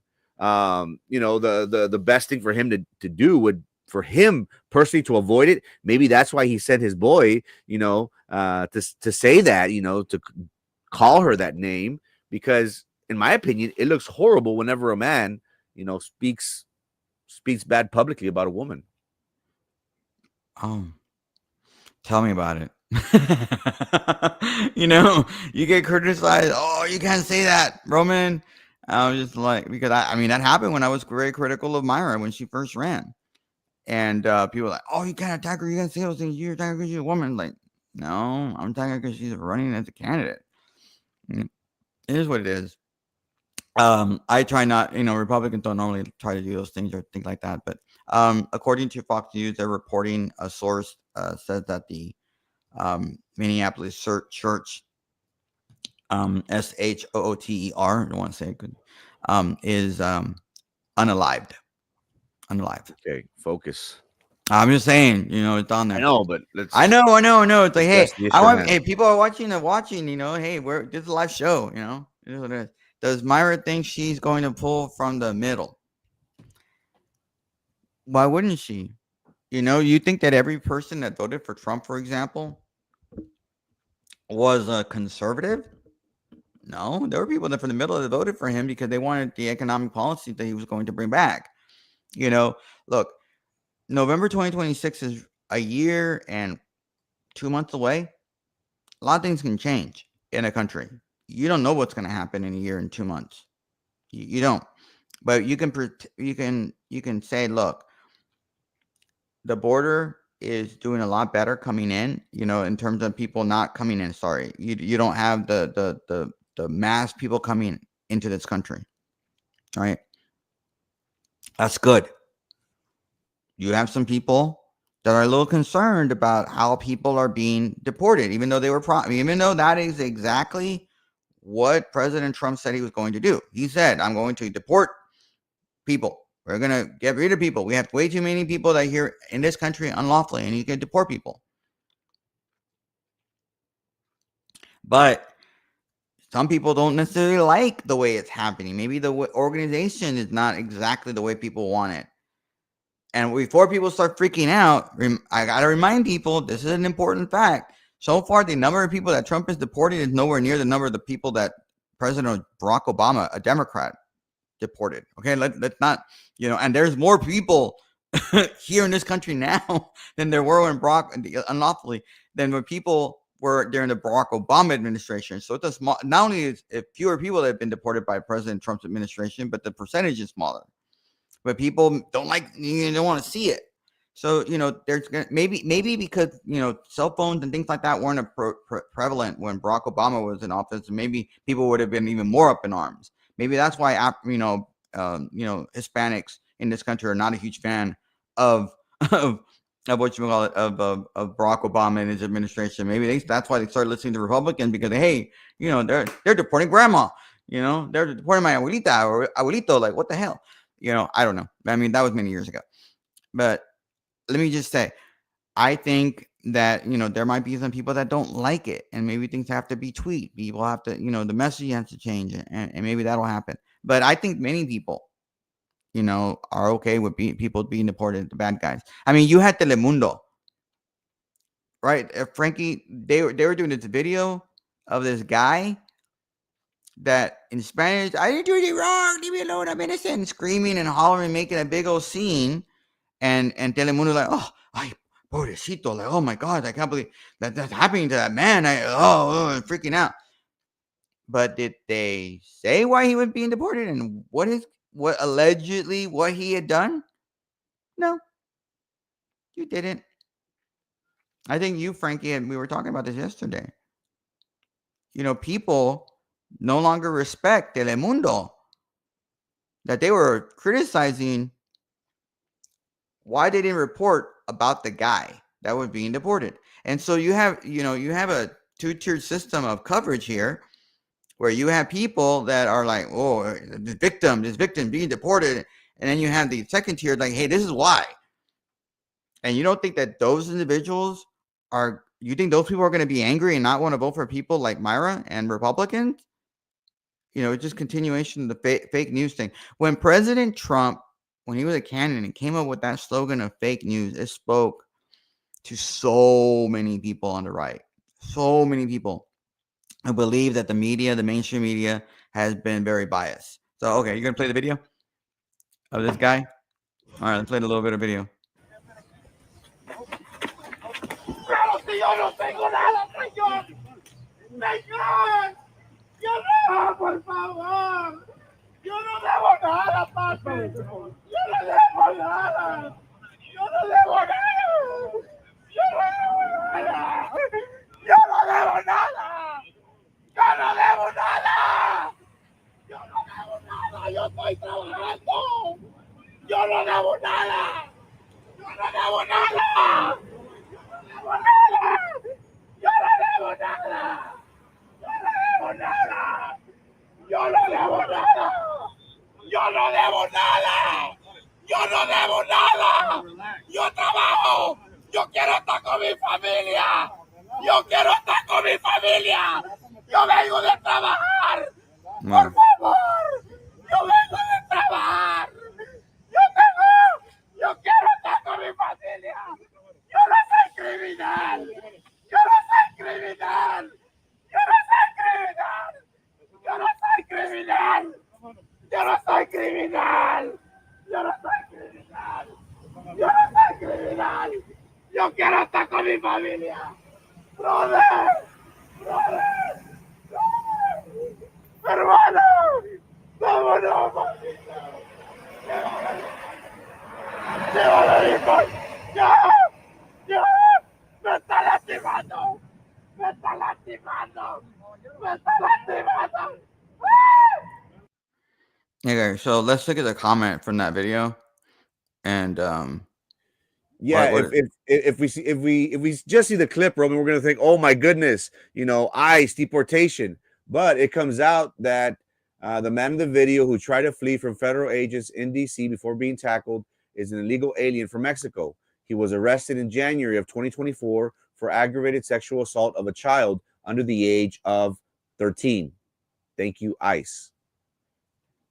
So again, I'm not sure where you saw it, but news agencies, they're just playing that clip, and then people that don't know or not unaware of the reasons being, they think, oh look, poor man, he's going for emotion, Roman, because he says, hey, I just want to be with my family, I'm just trying to work, leave me alone. To the naked eye, one would think that's an injustice. What are you doing? Oh my goodness, the white gringo is arresting the brown man, but this man was charged with sexual assault. So I think that's the narrative that the mainstream media is portraying against President Trump, against Republicans, during these times. I think you're absolutely right. You hit the nail on the head, and that's the thing, is that people don't trust the mainstream media because of things like this. They, at no point in time was there anybody there to say, hey, Telemundo, this is why. And they're playing at the heartstrings of the people that watch these shows. And I mean, when you hear him scream, it's like one of those yells when somebody's being laid into the ground, when somebody's like, llévame a mí, entiérrame a mí, like bury me. And like, no, don't bury that person. That's the emotion that you get, like he's being deported, and you feel bad for the guy, right? You start like, oh my God. But then when you found out the reason, I mean, people are believing that guy when he says, I'm here just to work, or I'm here, I'm not a criminal, or I'm here saying those things. They hear those things and they're believing that. But then you hear from DHS, like, I don't. So it's going to be a question. Do you believe DHS and what they're claiming? Or are you going to believe the mainstream media and what this individual is saying as he's screaming, hollering, and making a scene? Yeah.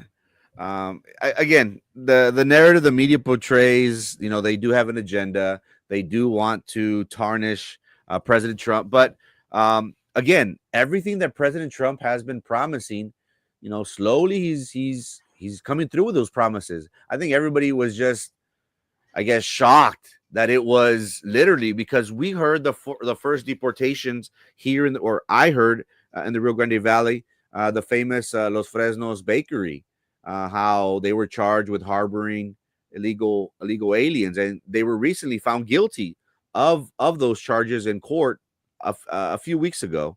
But hey, the president did promise America jobs. He did promise to focus on the border. Um, hey, he wasn't messing around. Yeah, he's not messing around. He's taking this stuff seriously. And the question's going to end up being, are people okay with what he's doing, or people not okay with what he's doing? I think earlier, I don't know which one. I think it was Gamboa was saying that, he was supported because he was going to bring up corruption. I don't think it was a right or left thing. I think he wanted to weed out corruption everywhere, right or left, and trying to do that. So it is what it is. I'm sorry. It's a day, Frankie. Yeah. It's just been a day already. We have the announcement from Mayra Flores. I'm sure it's everywhere. People are like, one way or the other commenting. You have a feisty, chat today. It's great. We talked about the CEC stuff, and we have unfortunately a bad thing happen over in Minneapolis. Is there any other stuff that you want to talk about that we can talk about? I have nothing else to do. I'm free this morning right now. I'm free to talk. I don't want to do a Joe Rogan show, but you never know. And I know people like it. I want to make sure people are watching.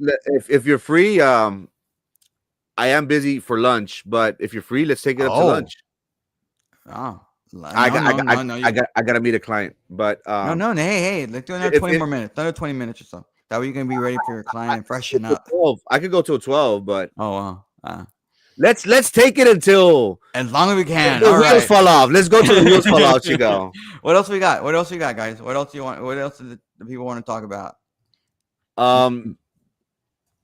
There's so much. The launch yesterday. Oh, the launch. If you want to focus I can't hear it. I must be what? really deaf. I must be super deaf because I was driving around when the launch happened and I didn't even hear it. And my wife calls me up with the spaceship going up today. And I'm like, oh yeah, it was. You didn't hear that? And I'm just like, hear what? Roman, I'm telling you, yesterday it was smooth. Usually the building shakes. Usually, like, when I tell you that I can feel the damn rocket, I can feel the damn rocket. Like, and that's because I'm pretty far away. And yesterday, that wasn't the case, because many people make the argument, hey, SpaceX, my insurance, my foundation, it's going to affect my house. Usually when they're trying to ask people to buy insurance from you, hey, I'm available. I'm not throwing myself out there. I'm not desperate, but hey, take me. But that was the argument, hey, these not only is SpaceX affecting our ecosystem, our wildlife, it's also affecting the foundation of our homes. Our insurance is going to go up because of allegedly. They say it's not, but reality says otherwise. Allegedly. Allegedly. Try not to get sued, Chico. But it was a smooth. It was a smooth rocket launch in my opinion. Yesterday also, what's happening in Austin, Roman? Have you been keeping up the issue of the testing? Is it going to be to a point where they're going to eliminate testing? Have you heard anything about that? Yeah, I know it was passed out of the Senate in this first special session. I don't believe it's been passed out yet because they're still working on it. I expect the STAR testing to be completely abolished, and we're going to come up with a different system. They still have to have some sort of a testing system because of federal regulations. Forcing, hey, you want to get money, you have to do a certain kind of a test. So, but maybe because of the Trump administration eliminating some of those regulations and eliminating the Department of Education, maybe, just maybe, we won't have to do those things to get money, and we won't have to have these pressure stuff. And then teachers don't have to teach to the test, but rather teachers can teach to teach. And notice I say teachers and not educators because I'm tired of that word, quite frankly. So those liberal, like let's say I'm right, just for the sake of argument that we're not going to have Department of Education and therefore not have to have these teaching requirements, do you think those teacher unions that attend our BIC board meetings will be like, thank you so much, President Trump? Do we no longer have to teach the test? I don't know. If that were to happen, I'll be right back behind him doing the golf clap the entire time. And don't get me wrong, I love them. I love all the teacher unions. They're great people. I have great conversations with them. They put up with my crap. I put up with theirs, and we're friends. I consider them all friends. But maybe they can wow, Trump did something awesome. But I'm probably it's probably a pipe dream. It's never gonna happen. It's not true. Never know. Yeah, well, there was in the news this morning that in Texas there is going to be a push to fill more teaching positions with certified teachers. Back in March, there was a bill, House Bill 2, that decided to limit the growing number of uncertified teachers. Is this going to affect the likes of BISD? My understanding, correct me if I'm wrong, or maybe you possibly have heard this, that the district is lacking manpower, that many classrooms are being taught or are being filled in with substitutes. Some of the substitutes may be retired individuals, retired teachers with experience, but others, more than not, they're not certified. Is that going to be something to worry about, Roman, moving forward? I mean, we want to have as many certified teachers. I think having certification is very, very important. I mean, some of the criticisms you get from people about private schools or even some charter schools or whatever, that not everybody's certified and that's why you got to come to public school. Well, public schools have uncertified teachers. What's the difference, right? I think earlier one of the commenters said something about we don't need school choice because the ideas are doing well. I mean, I think so many people that go to IDEA, they want to go to they'd like to go to a private school, but they can't afford it now. They might be able to. Maybe the charter schools will be the ones that get hurt more than the traditional public schools, the traditional ISDs. Who knows? But yeah, I think we need to have certified teachers, and that's important. I mean, I'm not a certified teacher, but I think I'd be a pretty good teacher. I'm super smart. I love teaching. I love talking, and I love helping kids. And I think I could give people advice. I mean, I'm putting my little girl through college right now. And help her make sure so I enjoy it, but I couldn't be a teacher because I'm not certified. So maybe there is a role for people that are not certified, but I know the teacher union probably don't like that, because having uncertified things and lower the amount of pay and stuff like that. So yeah, it's going to be interesting moving forward. I understand the significance possibly and the importance of ensuring parents that, hey, if you send your child to public education, we're going to get you the most qualified teacher, being that they're certified. I did read that IDEA. I don't know if it's like a probationary period where you have a year, possibly more time to, hey, you graduated, but you're struggling getting certified, or you haven't even taken your certification test. If you're good enough, if you pass the smell test, we'll get you a job, and then you have a probationary period. That's what I've heard. In regards to the standardized testing, Roman, the No Child Left Behind, I think that affected a lot of students in the real world because standardized testing for far too long, they've just prepared us. Teachers work tirelessly 6-7 months just for a couple of days. When I grew up, it was a tax test. Now, I believe they just, if they haven't already eliminated, they're in the process of modifying the STARS testing for our students. I would wish that they would implement more. What is it? Real world, real life skills. Teach them. Focus more on economics. Teach them more on. They are doing a good job of technical trade schools, classes for our youth, but algebra, chemistry, those formulas, they don't equate to the real world unless you are a mathematician, unless you are an Einstein, deal in quantum physics, or possibly if you're going to be a space engineer working for SpaceX. Obviously, that is going to benefit them. But for the 90% of those students that aren't going to be affected by that, I think economics, home economics. I remember that was an option as well. We need more of that because keep people coming to the real world. I know I was one of them. I wasn't ready. I was getting loans like crazy, blowing money, thinking that hey, this is going to last forever.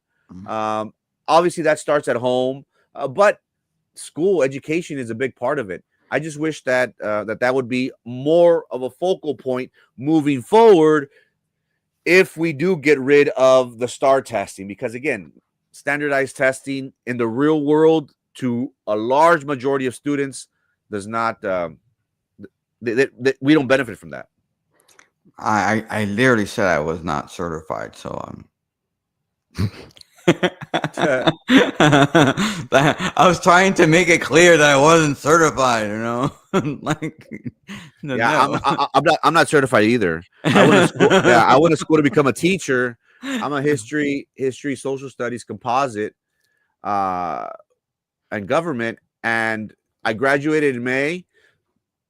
I took my pedagogy. I didn't take my content. I graduated in May. By late June, I was working for Cameron County. So I was like, oh, I guess this is my new career. So I'm actually glad. I'm actually glad that I didn't venture into the classroom. It's just wild now. It's crazy, unfortunately. I agree with you on some of the classes that should be taught, that are not. The one class that I've always believed needs to be taught is a finance class where they can understand it. Not the finance class that at least when I was going to school that they taught, that they were teaching you about dumb stuff. I'm talking about random, making a budget in your house, understanding what a 401k is and a Roth IRA is, learning about those things at a not at a very academic level, but at a practical level, so that people when they get out they understand. I mean, you're having people that are learning about financing through YouTube and shorts and YouTube shorts or Facebook Reels or that Chinese app, that I don't want to mention. People, I think people need to learn that stuff and how that works, and we have not done that. We have failed our people, and there's an argument that they don't want that people make that we don't want to do that because we don't want to make people depend on the stock market because the stock market is the devil. But you're going to have a pension. You're going to have a retirement. I mean, you get a job and they tell me, okay, you're going to have a retirement. You got to decide where you're going to put your money. You're going to put your money in a really, really crazy thing where it's going to, and you don't know what you're doing. You just go here and then 30 years go by and you never moved it. You didn't know what you were doing and you don't have enough money to retire on. That we have failed people. The system has failed people. And so I think we need to teach that. I will disagree with you on some of the science stuff, Frankie. I think it's important to teach that stuff in part because you have kids, like when I was going to school, when I was in high school, when I started and I went to middle school, I thought I was going to be a doctor. I wanted to be a doctor and I wanted to be I thought I was going to be a gynecologist. Peekaboo, I don't know if that means anything to you. Probably not because I think that's a Bart Simpson or I'm sorry, Beavis and Butthead thing. Anyway, I thought I was gonna be a gynecologist because I was like, you know what? There's women and women have babies and that's not gonna stop and that's good money and that's special. I thought, I can do that. I'll be that. I thought I was gonna be a doctor and then I realized I'm a germaphobe and I can't do that. So, but I didn't learn that till later on in life and it opened up my eyes. So if you teach a class like biology or chemistry, these tougher classes that you learn, it might open your eyes like, you know what, maybe I want to do that as opposed to what I thought I was going to do. That's also why I disagree with the school districts and the state doing these career pathways where you're required to do a career pathway, and if you don't do the career pathway, you can't graduate. And they tell you as an eighth grader, at your beginning of your second semester as an eighth grader, you have to decide right now what your career is going to be, and you have to. That's stupid. It's dumb. And I don't know why we do it. I don't know why we force kids to do that. Does anybody know why we force them to do it other than the state mandate? Like, if there's some underlying thing that I'm not aware of? Because again, I thought I was going to be a doctor, but then I realized I didn't want to do that. But if I had figured that out as a freshman or a sophomore, that, you know what, that career path that I took when I was an eighth grader, I don't like this anymore. I'd lost interest. I'm not boring me. I now have to take 2 more years of this because I made a decision as a freaking eighth grader. Come on. That's stupid. That's dumb. And you have to career because you have to have 4 career pathway classes, and it takes 3 years, 3.5 years to do all that stuff. It's just ridiculous. So anyway, so I think, I agree with you, Frankie, but I also disagree with you. Yeah, I again, science, geology, it is important for us to understand. And again, I was what 23, 24 when I graduated. It took me a while to get finished, but you're absolutely right. The whole time I was in school, I thought I was going to be teaching in the classroom. It wasn't until I graduated where I said, "Hey, there's another life out there." And we might be leading our students at the school district to failure, because if they think that they're going to go to medical school their whole life, they might avoid, I don't know, studying other things or focusing on other things. What happens if their dream doesn't come true? It's going to be like, oh my God, I failed, or this was a failure. I guess having options, giving them multiple areas of study, I think is great. We can't be they say don't be a jack of all trades, but it's always good. It's always good to have different options, because life, we might have a pathway for our life. I thought I'm gonna get married, I'm gonna do this, I'm gonna do that. Life had other plans. Gamboa Roman has a question for you. What does Mayra offer the poor in Cameron County? She's not rich, so she's not gonna give them money. She's not gonna give everybody money. Is that what you're asking, or what are you trying to? Are you trying? What policies is she gonna support the poor? Well, I can do that. I don't. I'm not going to speak for her, and I don't think Frankie's going to speak for her. But one thing for sure, I mean, if you have a poor senior, I don't think she's going to vote against a tax cut for seniors. A $6,000 tax cut that Vicente Gonzalez did. I think by lifting the country up, by lowering prices, by having policies that lower the prices of goods. Because I think you remember last year when Biden was in office, you had really, really high prices of eggs and things like that. By lowering those prices, that make it easier for the poor to be able to buy food to eat.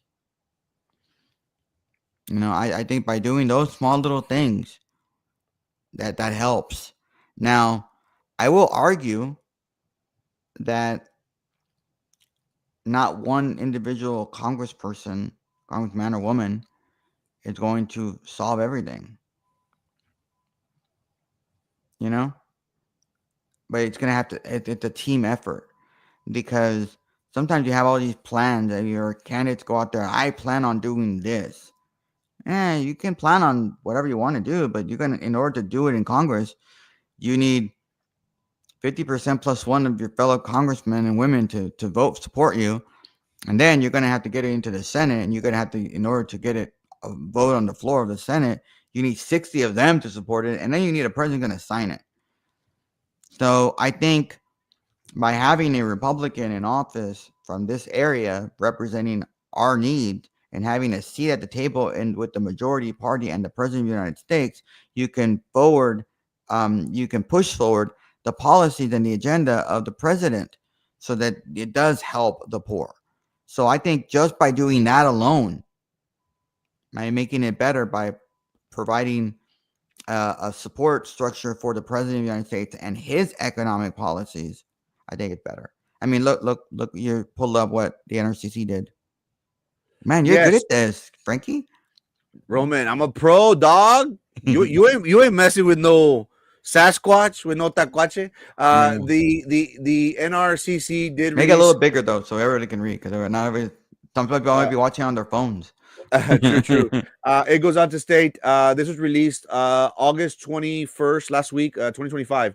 A new report found out of Touch Democrat Vicente Gonzalez voted against saving Texans taxpayers $3,945 by opposing expanded child tax credits, pro-businesses policies, and common sense relief like no tax on tips, no tax on overtime, and a Social Security tax cut.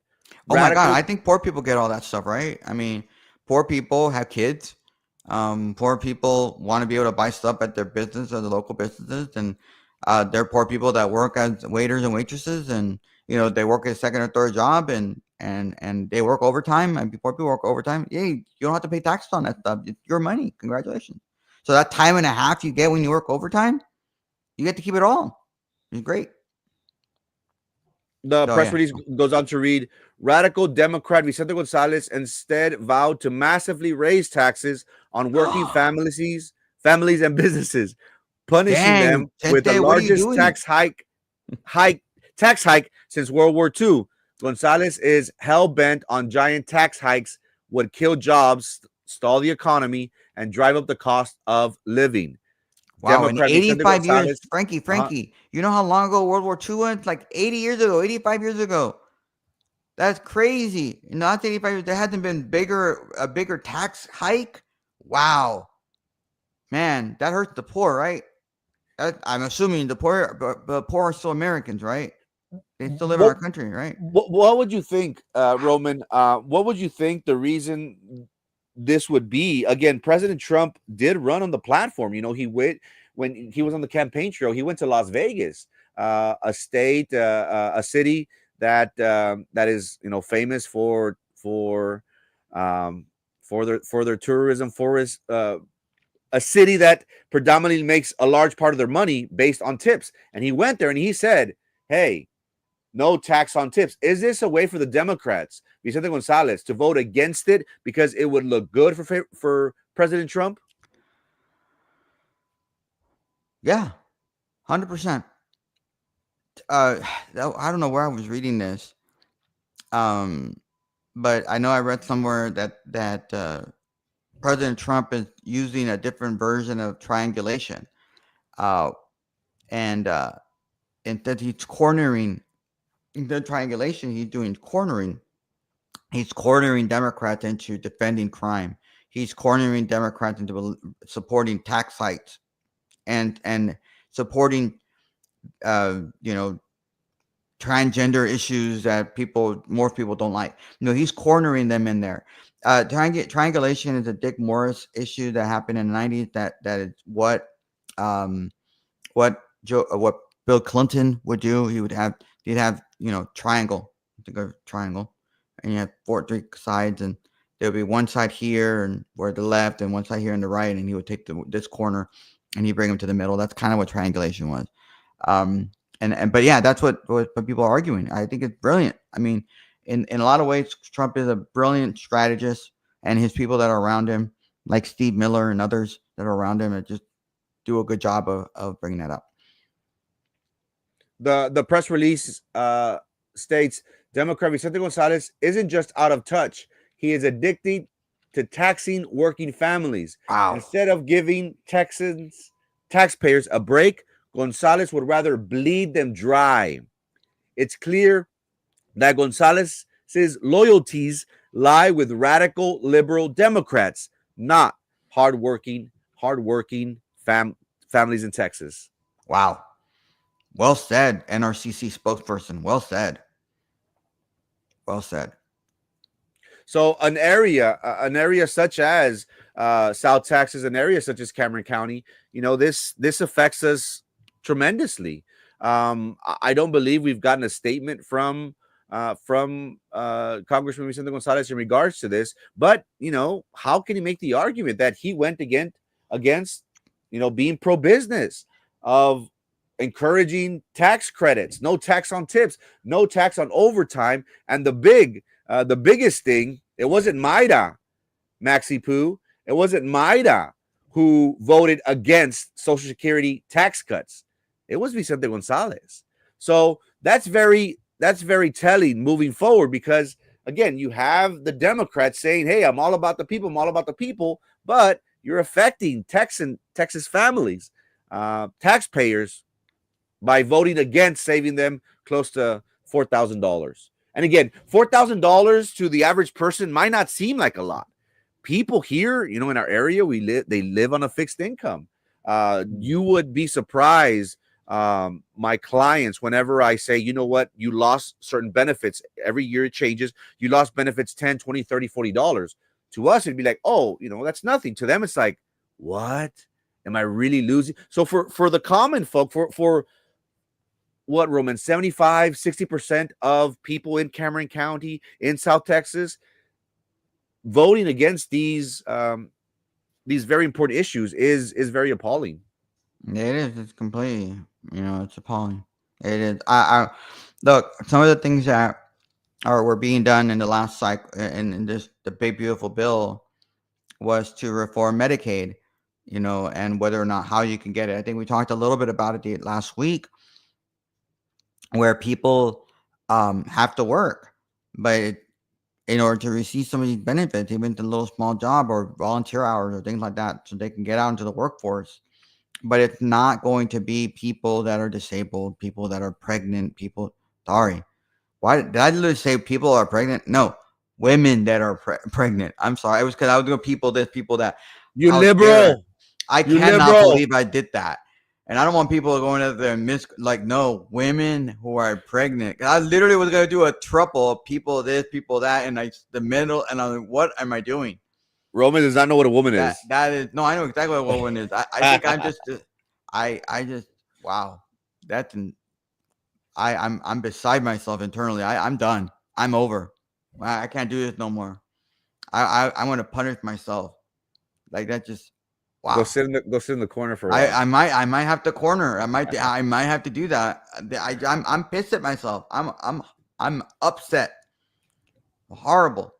How could I do such a thing? Anyway, women are pregnant. Women who are pregnant, they're not going to be beholden to those work rules, and there's nothing wrong with that. We need to reform entitlement programs. We do. We can't. It's not self-sustaining anymore. The money that I have put into Social Security, the money that Franklin put into Social Security, it's not going to be there. It won't be there. So yeah, we need to reform this stuff, and I'm sorry that some people don't like it, but I don't think President Trump and Republicans, I know I as a Republican would not support a Social Security bill that would reform it in such a way that people who are seniors right now, or people past a certain age, maybe 55, 60 years old, they get punished. But the young people who are middle-aged at this point, yeah, I think we need to reform it. I think we do for those people so they can have Social Security. Although, Social Security is a socialist kind of program if you really think about it. But whatever. Anyway, there was a point I think that Maxie was saying about no, was it either Maxie or Gumbo? I don't remember which one. Gumbo, I think it was Gumbo. Yeah, because I could see it right there on the screen. Just pay your taxes, the wealthy, just work. For the majority of the history of the United States, there was no income tax, federal income tax. It wasn't until the early 20th century that we had an income tax put into place, and it was a progressive policy that they wanted. The not the new progressive, the old progressive, the ones you learned in your history class when you took that U.S. History 2 class or something in college, or you took U.S. History in high school. It's a progressive that wanted an income tax.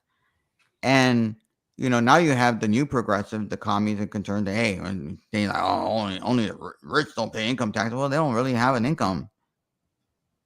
But progressives were totally okay with that because, I'm pretty sure the wealthy back when it first started didn't pay income taxes either. But anyway, there's been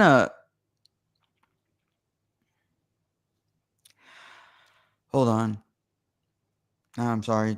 I know I have to focus, but Fox News are reporting that the police are saying that an 8 and a 10-year-old little child died praying in the pews in church today.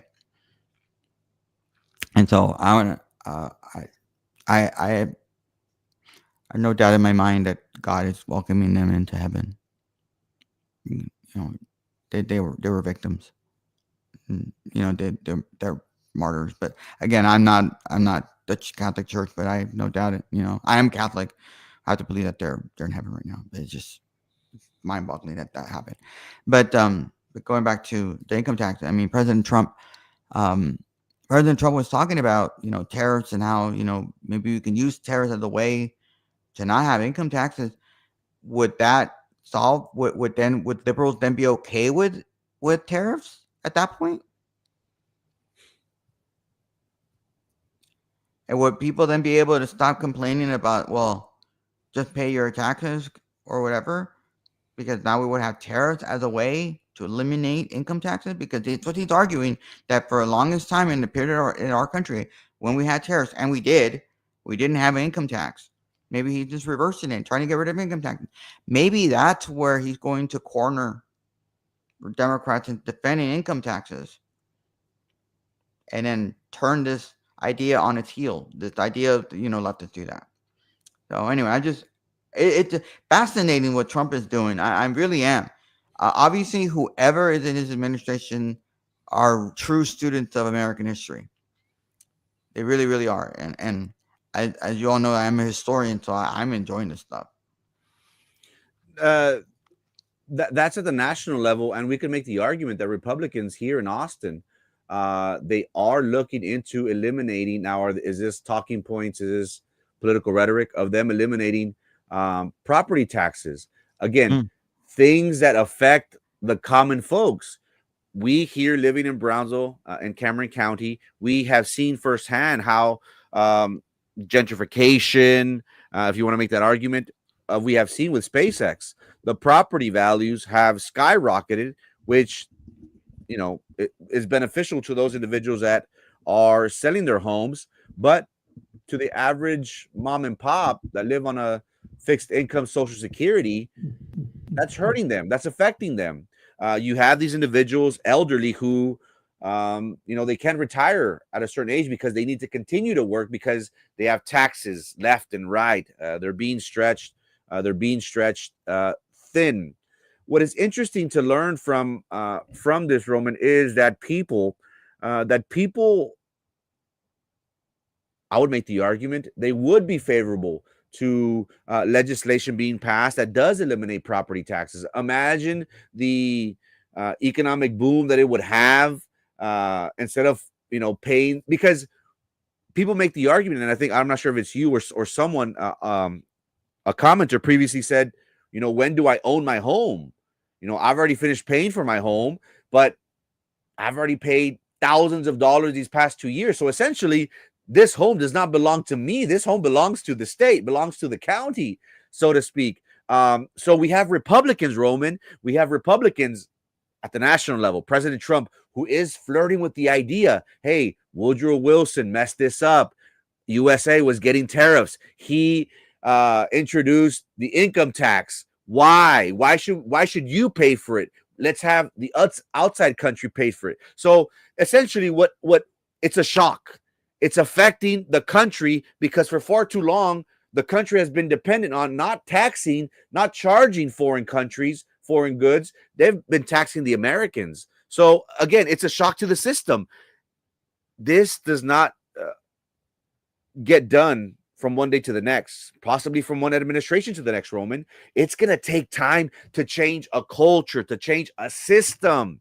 Now, imagine if you told Americans, I'm going to get rid of the income tax. I'm going to get rid of property taxes. You mean to tell me I'm going to save thousands of dollars a year? Sign me up, Roman.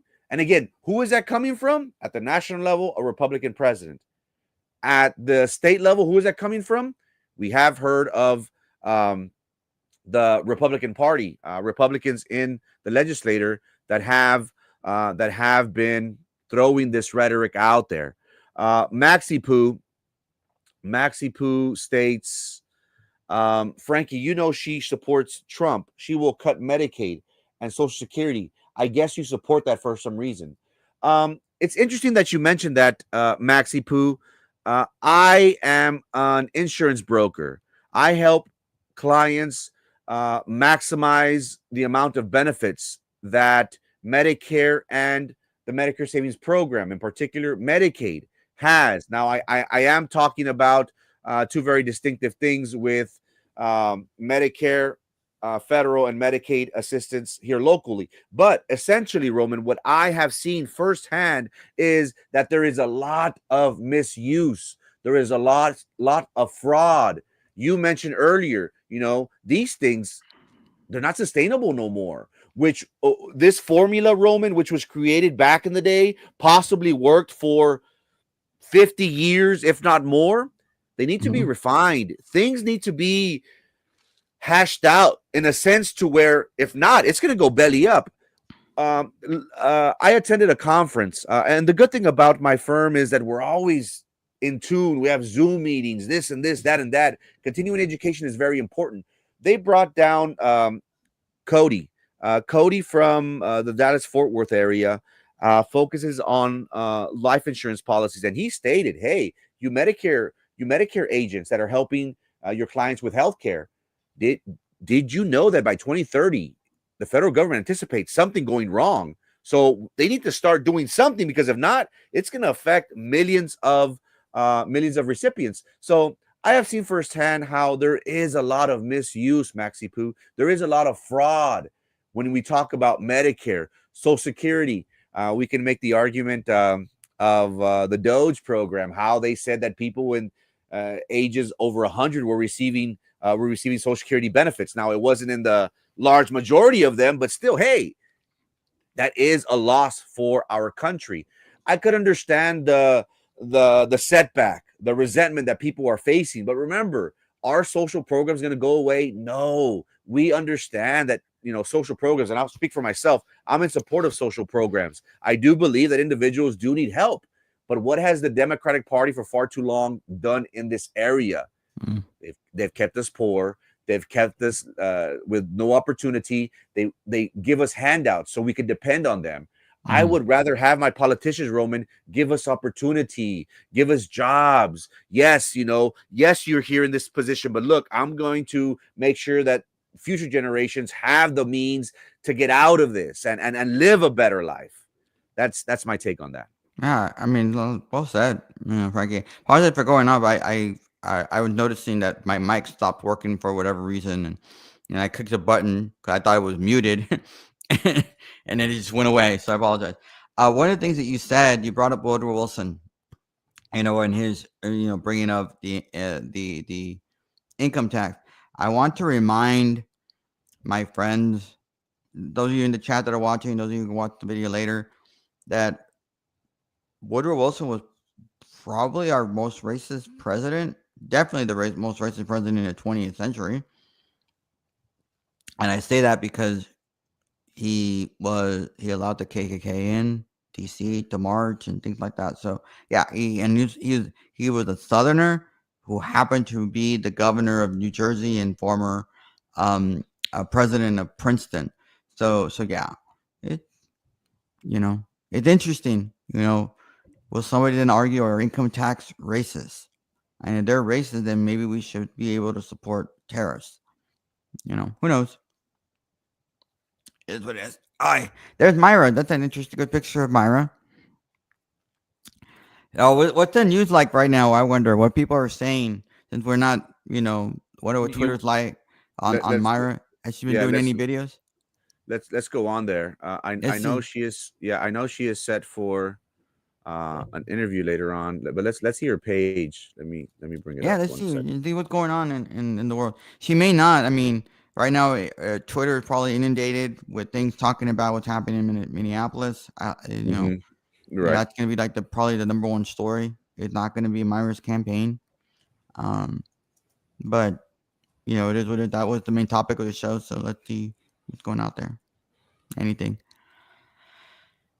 But going back to the story that Fox is reporting, and I'm sure others, CNN and MSNBC and others are saying that 2 children were murdered in the pews praying, and there are currently 17 other children that are injured, ranging between the ages of, I think it's at 9 and 14 years old. I think was what it was, but the crime just switched over. I haven't switched it over to any of the other places. Well, while we wait for Frankie to pull up his awesome stuff, I'll switch it over to MSNBC and what they're saying. MSNBC is saying 17 people injured, so maybe that's more than just children. It might be staff and teachers and whatnot. So yeah. So let's see what CNN is reporting. CNN is reporting. Okay, they're saying 2 children, 14 kids injured, and 3 adults are hurt. The word they're using in that school shooting. And so what's going on in the comments other there? What are people saying? Let's see. Yes, Mayra Flores. Make it a little bigger so people can read. Mayra Flores officially announced earlier this morning where she will be challenging Vicente Gonzalez for a third time in the 34th Texas District. Going through the comments so far, in 2 hours, she has close to over 2,000 reactions and close to 300 comments with close to 100 shares. She did post, "We're leading by 30 points, and thanks to the 6 years of hard work, but we can't take anything for granted. Help us keep the momentum going. Every dollar counts. Please consider donating." How can I help? I'm all in. Oh, wait. Scott Pressler?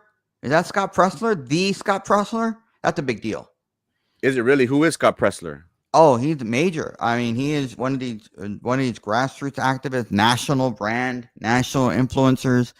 He's gone around the country, registering people. He did so much registration drives in states like Pennsylvania, where there are now lots of Republicans being registered to vote. And those of you that think that Republicans aren't interested in protecting the right to vote, I mean, they are. He is the man. He is one of the main people on our side that goes out there and supports people. Has long hair. I mean, there might be some people on our side who don't necessarily like him, but I mean, I think he's phenomenal. Yeah, he's got a big following. Look how many people following him.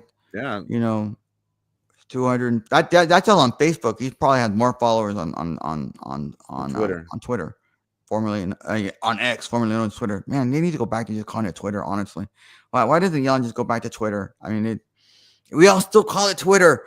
I prefer X, but anyways, again, that's yeah. that's You're just an Elon sycophant. That's what you are. That's what you are. You want to job with Elon? That's what it is. You want to provide insurance for him. they don't call him Daddy Elon for nothing, or Brownzo's daddy. They don't call him Brownzo's daddy for nothing. So again, that's big for Scott Pressler to state. Hey, in any way that I could help, he's all in. Medellin says, "We need to see more of you in Texas. The more media push. Thank you for crossing over. More Texas we come is out strong for support. Thank you for choosing crossing over."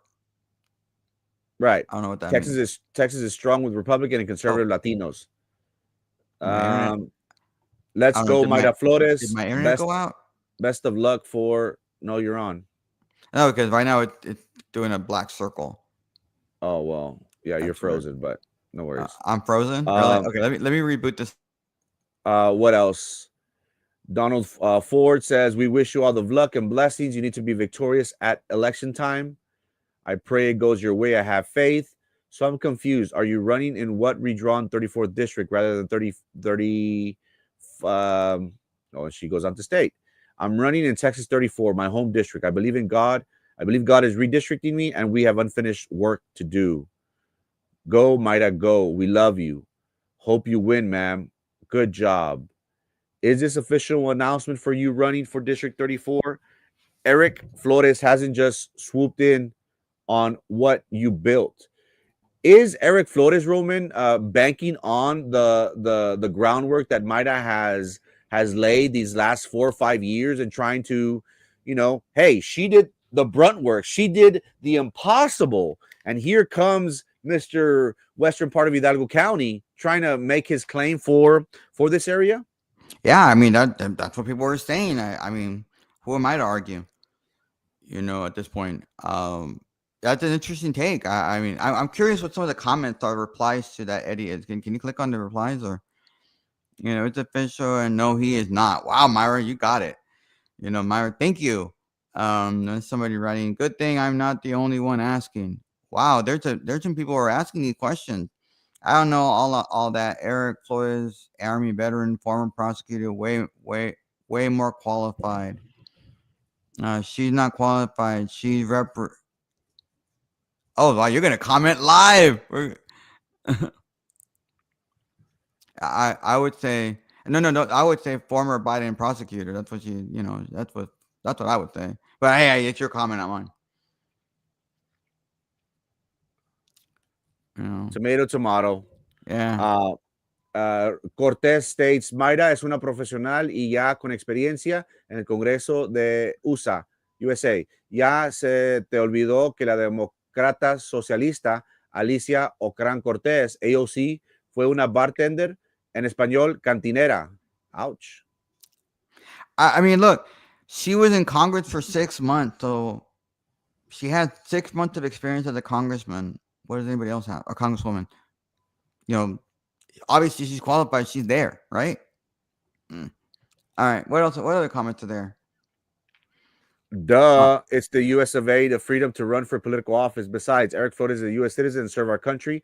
Although it's not guaranteed he'll be an advocate for veterans. Mayra sure wasn't, and Eric will probably swing with the GOP vote in not advocating for veterans. Huh? In not advocating for veterans? I'm not sure about that comment. I don't know. Some people comment and you don't know what they're talking about. Oh, well, I mean, yeah, you're the best, Mayra Flores. And so he said, you can count on my continued support. Just I can't read it.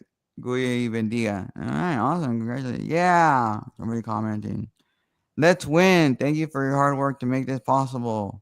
Another comment. We're praying for you and victory in 2026, Mayra. Then somebody with a heart. I've never seen that one before. Praying you get elected and seek God daily for direction and have strong conviction to do his will. And then another person, you got my vote. Thank you so much, Mayra responded. We're with you, Mayra Flores. God bless you and God bless the United States of America. Muchas gracias, Jesus. Mayra responded. And then you have yes, somebody, yes, another yes, amen, with prayer emoji. You got this one, Mayra Flores. You will get back to the U.S. House and represent the people of Texas. Seems like it's overwhelming positive. I'm other than one stray comment, I've been pretty much, positive. Have you seen any negatives? Anyone? And very few. Everything for the most part. Again, so far in 2 hours, he's gotten 300 comments. Just on what platform? Which is overwhelmingly. I wonder what some of the shares are, though. I wonder what some of the shares comment maybe when they and let's see what they're doing.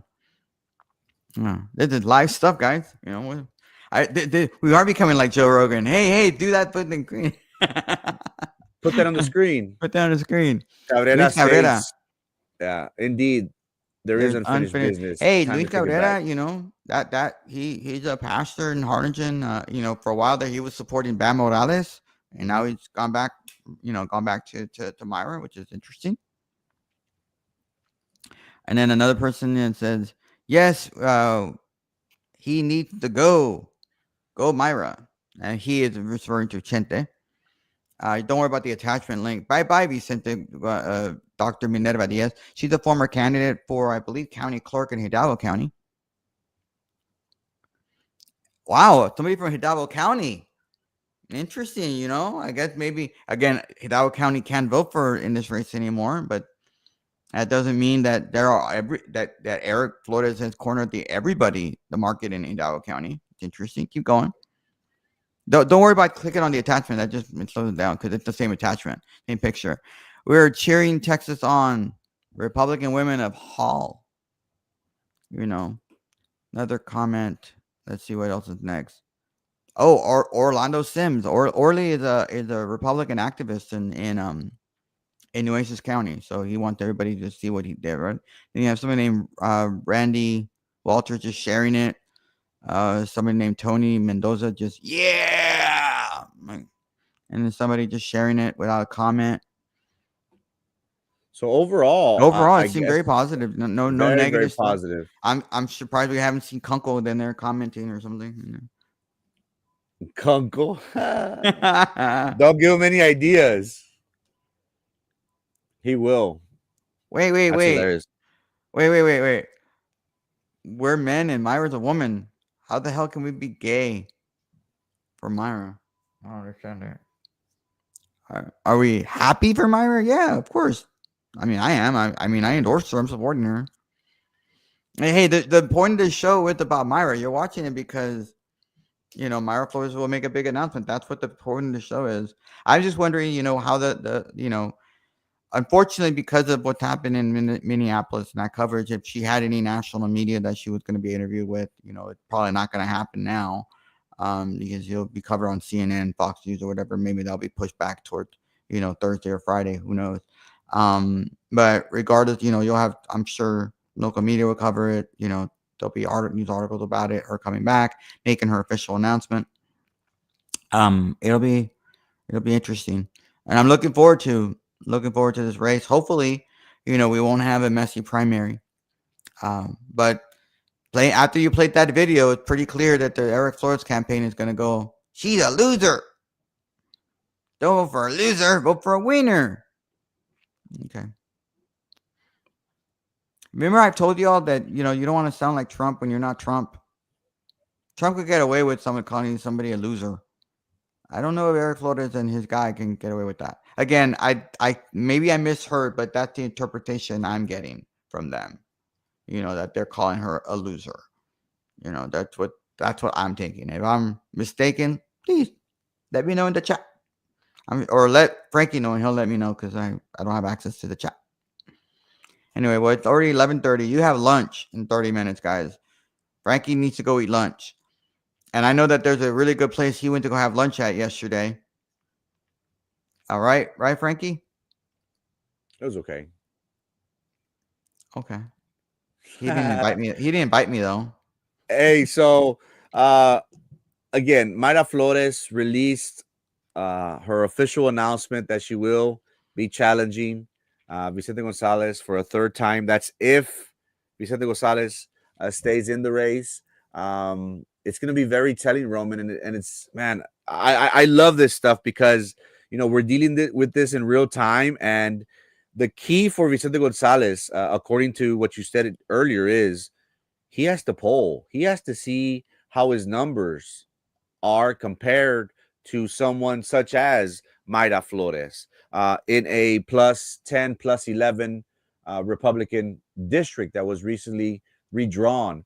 How soon, Roman? How soon will we know who the Democratic candidate is? It going to be an incumbent? Is it going to be somewhere else? Because you had stated previously, the Republicans, they want this seat. The Democrats, donors, they might be seeing this as a lost cause. Do we want to throw dead money? Do we want to, fund a candidate that we possibly 60-40 might not be victorious in this race? Mm-hmm. How are the next 2 or 3 weeks gonna look like? Or what is Vicente Gonzalez gonna be contemplating, in your opinion? I still believe right now that he's going to do that poll. He's going to find he's losing. He's going to get out. I think at this point that's a smart play. Unless he's terco, stubborn, that he wants to do it, he wants to run, and wants to prove everybody wrong. Which maybe he is. Maybe, I mean, some people like the power trip, and maybe he really thinks that, oh, it's a year away. I can make a change. It's like, it's like a girlfriend with a guy that the guy's bad for you, but you believe I can change. I can make him. I will change him. Or I'll make him better. And then you marry the person and it's the same guy. You never changed him. Maybe that's Vicente Gonzalez. Maybe that's Chente. And he believes, I'm going to change the electorate. I want to make the electorate, believe me, and they're going to vote. And then a year later, after he's run and he ends up losing by double digits, he's going to be like, man. And he's stuck. Maybe that's Chente. I don't know. But I try to be fair. I really do. I don't get me wrong. Chante's a likable guy to me. Like, I think he's okay. I don't have a problem, like a personal level. I've had a conversation with him. I think I can joke with him. On a personal level, I think he's a good guy. We just disagree politically. And so I don't want anything bad for the guy. I don't want him to lose in November when he has an option to, go out gracefully and say, you know what, I'm not going to run for re-election. Mayra posted, I have a voting record you can see for yourself, stronger than many born here who take it for granted. I'm proud to stand by my record and keep working for you. She goes on to say that, she is a proven America First conservative in Congress. Again, how is and you made an interesting point, Roman. What I have a hard time digesting, understanding is it's going to hurt, in my opinion, it's going to hurt the Democratic Party if Vicente Gonzalez steps down. You mean to tell me that an incumbent, he won two times in this race? If he's stepping down, what other big name, what other candidate can we run against her? Isn't that little demoralizing, Roman? Doesn't that deflate the party? Because Vicente Gonzalez is an incumbent. He's strong. Now he's facing a map that doesn't favor him. Would this be demoralizing for the Democratic Party moving forward if Vicente Gonzalez steps down? I don't think they'll think it that way, but it will be. And I'm going to explain to you why. And LC, I agree with the first part. The second part, I don't. And this is why. If he steps down and does not run, you're going to have other candidates decide, I'm going to run for it, thus leaving open races. And with Republicans, it's easier to run against somebody in an open seat. Look what happened in Harlingen, for example, in Precinct 5 in La Feria, and parts of Harlingen where JP Precinct 5, you had Chuck V, who had run 2 times previously, and the third time he run, but he's not running against Sally Gonzalez, who's been there forever. He's running against somebody who worked in Sally Gonzalez's office and had never run for office before, it's my understanding, and it was an open seat. We can win those kinds of races. But when Chuck V ran last year, and he ran, who did he run against? Gus Ruiz, right? Or Alex Torres, when he ran 2 years ago, he ran against Eloy Cano, who was the JP in the same district. That Precinct 5, Governor Abbott won. Mayra won that precinct,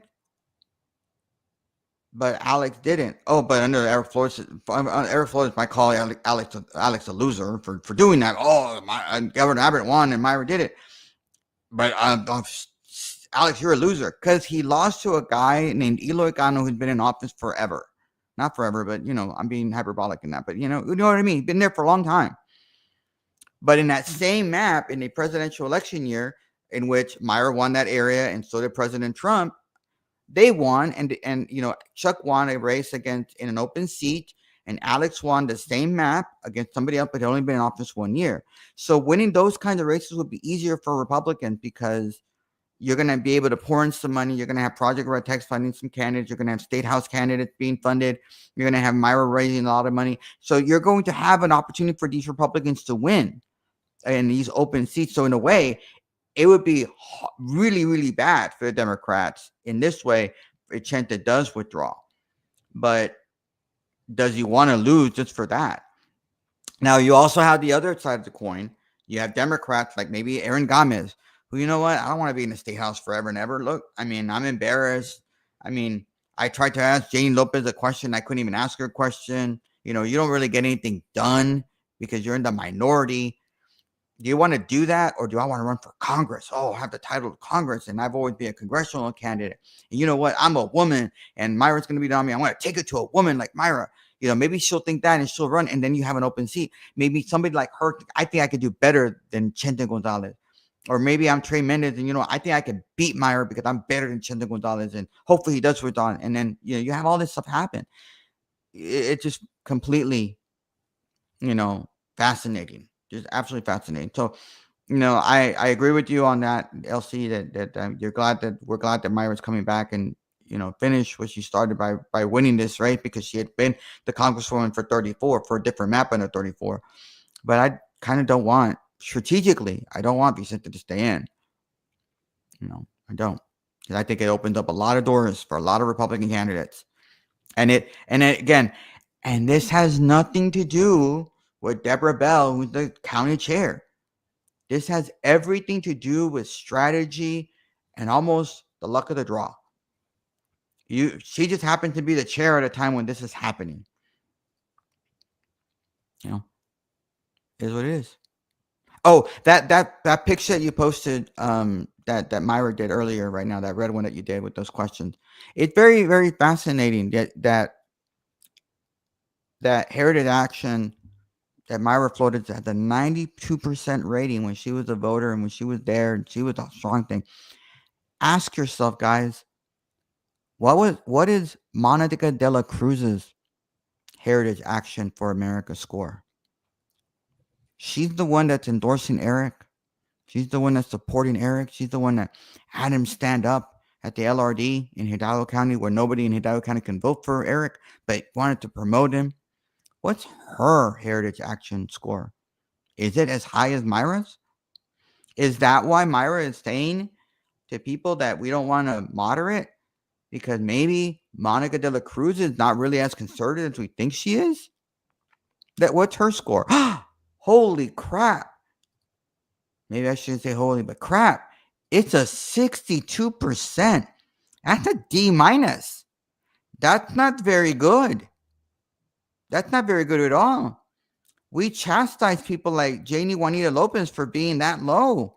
And we call her a liberal, for being super low in some of these scorecards. Why don't we do that for Monica de la Cruz? Oh, is it because she wears really cool little outfits and she goes rah-rah and cheer and she's from Hidalgo and she got elected? Is that why we okay with that? So we're going to take Monica de la Cruz's word and say we're going to support Eric Flores because he's going to be just like me?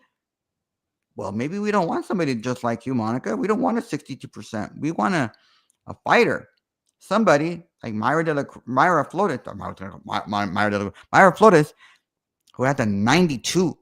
That's an A minus, but it's still an A. You have a D minus. That's your score. That's not good. That's not good at all. And I also want to remind everybody, Monica de la Cruz is not the first Valley Congresswoman. Mayra Flores is the first Valley Congresswoman. And you all need to set the record straight. I know that some people like to claim that Monica was first. She wasn't. It was Mayra.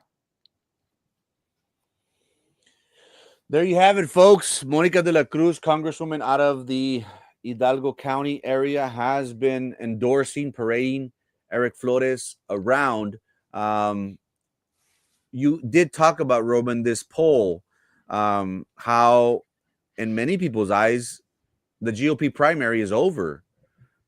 After this poll came out, there is no question in anyone's mind that name recognition is very, very important. Is the Republican Party going to spend big money on focusing on someone such as Eric Flores, who polled at a 5% compared to Mayra's 38?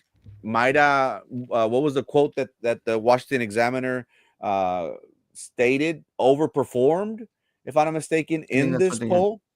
So it's going to be very, very interesting. We have an outsider. Yeah. We have an outsider who is diminishing the hard work that the Republican Party in South Texas, Cameron County, Willacy County, all the hard work that you have done with the likes of Mayra Flores. Again, Mayra Flores laid the groundwork. She did the nitty gritty. She has, along with President Trump, she helped turn the border region, South Texas, red year in and year out, election after election. Um, so it's going to be very, very telling, Roman, of how or where this leads, because at the end of the day, now, is Eric going to do a poll? Is Monica de la Cruz going to try and get a big name endorsement from Texas, a big name endorsement from the White House? It's only, I think that's the only route that they can go, because nobody knows Eric Flores outside, and he's not even from our area. That's the thing. He had a horrible start to his campaign, Roman. He was a former, if not, former attorney for the Brownsville Independent School District.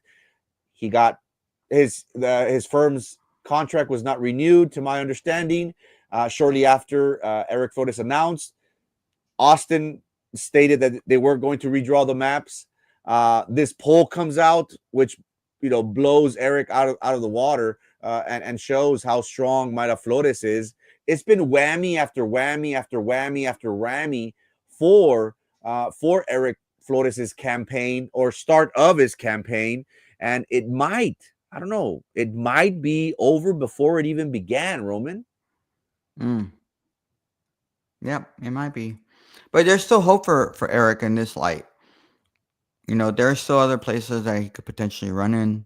Maybe all those people in Hidalgo County that think he's awesome and great could talk to him and convince him to run for state house in one of those seats in Hidalgo County and win the primary and beat whoever the Democrats put up.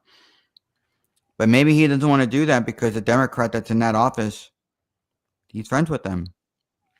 Maybe he can't separate himself from the Democratic Party and Democratic elected officials, and he doesn't want to run against them. But if he's a Republican, take the fight to the Democrats. I mean, your team right now is trying to take the fight to a Republican that has a 92% career heritage score when she was in Congress. Maybe do that.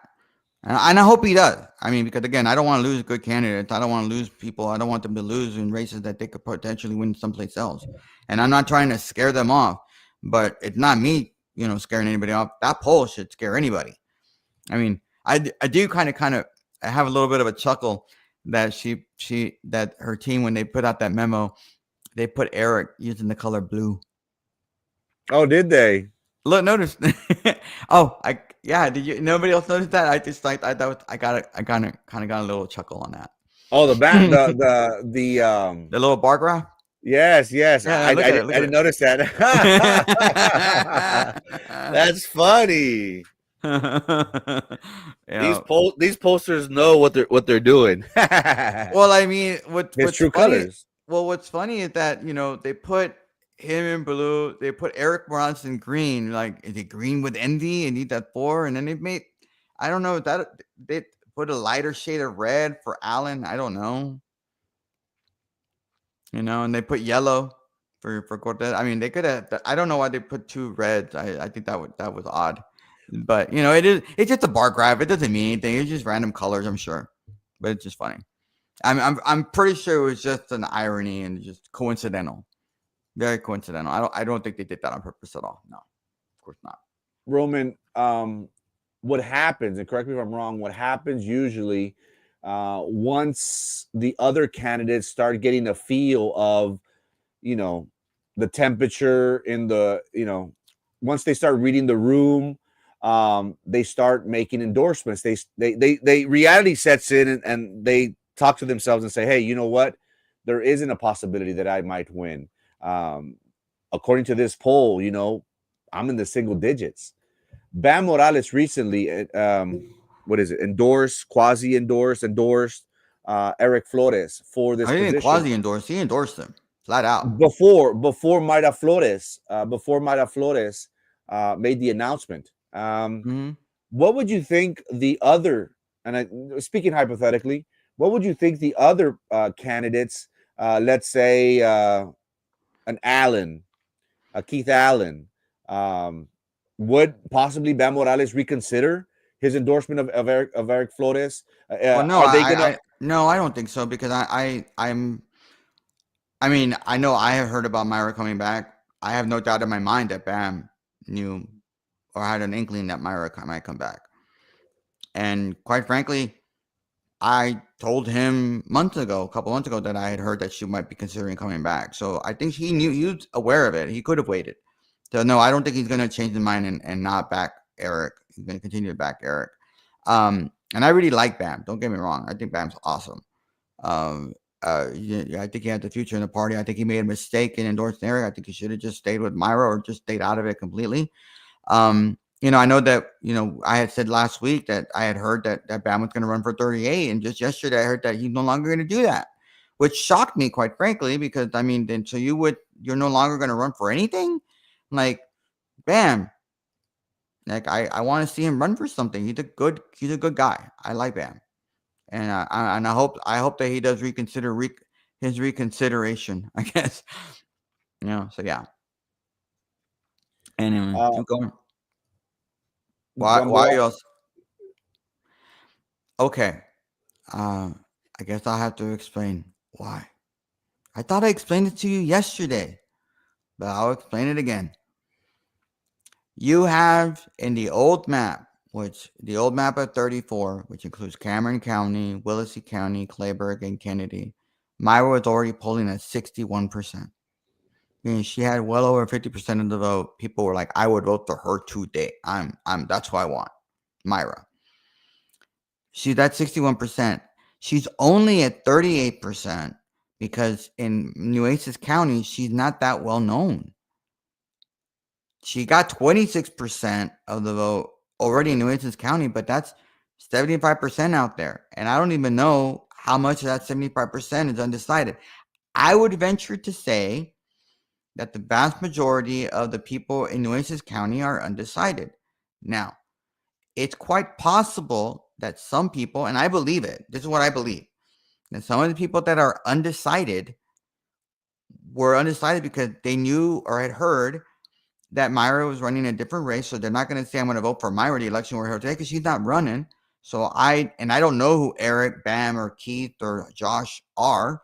So I'm undecided because I really don't know if those four who I'm going to vote for. And that might be why it's undecided. And then they was like, now they find out Myra's going to run. No, I'm running. I'm going to run for that. And that's why I think she's higher than 50% already. And then on top of that, she's already making inroads with politicians and people in Nueces County. And I think people will vote for her. I think she already. I believe that 38 number is low. I think she's already at 50%. I really do. And call me crazy, but I think the race is over. And I think the other candidates know it too. And if they don't know it, they're foolish. Granted, I could be completely wrong. Polls are polls. Polls could be wrong, I guess. But I will tell you this much. That pollster she used, really good. Really, really, really good. Really good. Myra's not using a bad pollster. She's using a top of the top pollster. Yep. Anyway. So yeah, so that's why we're celebrating. so I can read it right there in the little corner of the screen. mhm. And it says Toker is saying GOP is getting booed everywhere. I think the Democrats have a lower approval rating in Congress than the GOP, but maybe I'm wrong.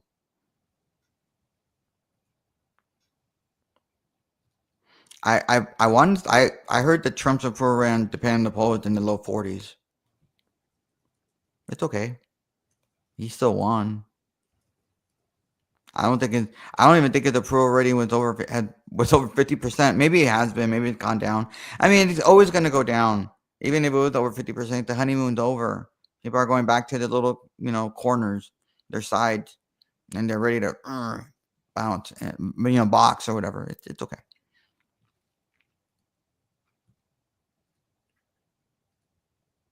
It shows here. Let me bring it up very quickly. We have a Forbes article that was published just right now, just 10 minutes ago. It states Trump's approval rating improves in latest two polls amid crime crackdown. Many people have been making the argument that immigration deportations are going to affect the midterm elections. Obviously, this is going to be a hot topic. Mhm. The story or the article reads: President Donald Trump's approval rating went up in two polls this week and held steady in two others, as surveys show Americans are nearly evenly split on views on his crime crackdown in Washington, D.C., and threats to replicate it elsewhere, despite crime being a top concern for voters. Let's see. Can we get something? Can you get it a little bit bigger so we can read it? I have trouble reading it. It was -8 approval rating. Trump's approval rating ticked up 5 points to 45%, and his disapproval rating declined to 5 points to 53% in a August Associated Press poll compared to the group's July poll, a survey of 11 close to 1,200 adults. Margin of error is 3.8. So So again, there you go. 45% is high. But again, Roman, this is going to be a topic of discussion. Many people, while they do make the argument, hey, he is cracking down on crime. He is focusing on making sure that the public, the open borders, the open borders issue is going to be addressed. We have seen how the National Guard has been to Washington D.C. with plans of going into Chicago and other crime-ridden cities. At the end of the day, I think people that live there, that deal with those issues, that have possibly seen these issues as a nuisance. We could talk about cases where New York City, they commit crimes and then they just bail them out. They just let them go. That contributes, Roman, to crime. They're not being tough on crime. So if you have the federal government making this an issue where mayors, governors aren't possibly addressing this issue, I think it's a win. I think it's a good thing. Obviously, you're going to have setback, but he did make a promise to make America great again, to make America safe again, and he is addressing those issues.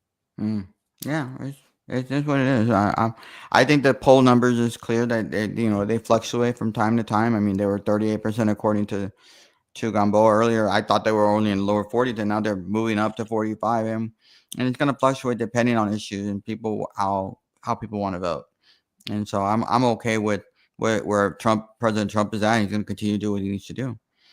So anyway, all right, dude, it's noon. You got to go to lunch. We got to go.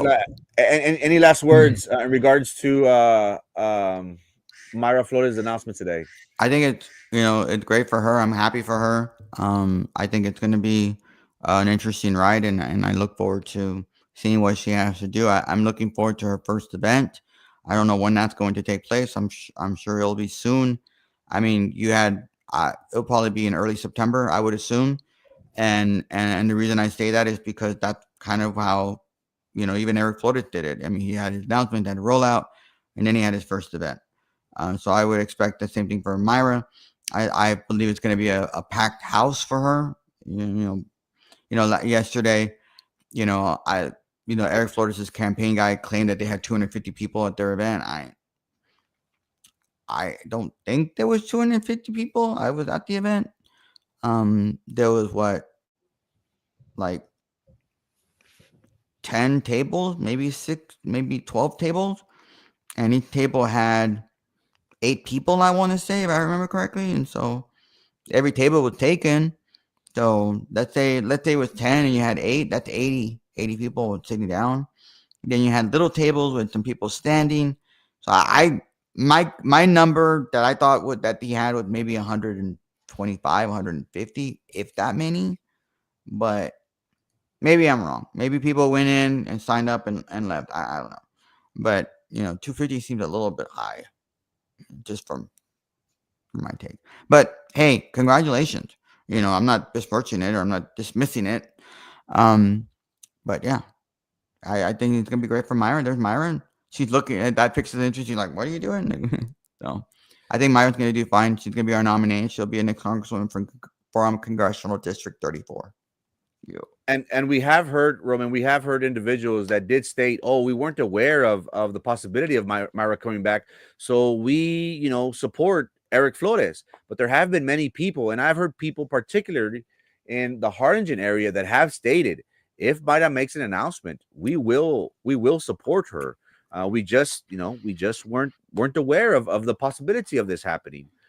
So I think it's great news for the area moving forward. But again, Vicente Gonzalez holds all the cards. What's going to happen? Is he going to ask for a poll? What's gonna happen in these next 2 to 3 weeks? And I will dare make the argument, Roman, that if Vicente Gonzalez does step down, retire, not run in this seat, it will deflate the Democratic Party. Whoever wins this GOP primary, which by the looks of it, it's going to be Mayra Flores. She will be the next congresswoman for District 34. Ladies and gentlemen, thank you so much for your time. We have close to 60 people on after 3 hours. That's crazy. Thank you so much. Roman, let me know if you want to jump on tomorrow. Again, it's never a dull day in Cameron County politics. Never a dull day, my man. Everybody, have a great Wednesday. Make sure you subscribe if you haven't already. Frankie Olivo TV on YouTube. Thank you so much for your time and your attention. Peace.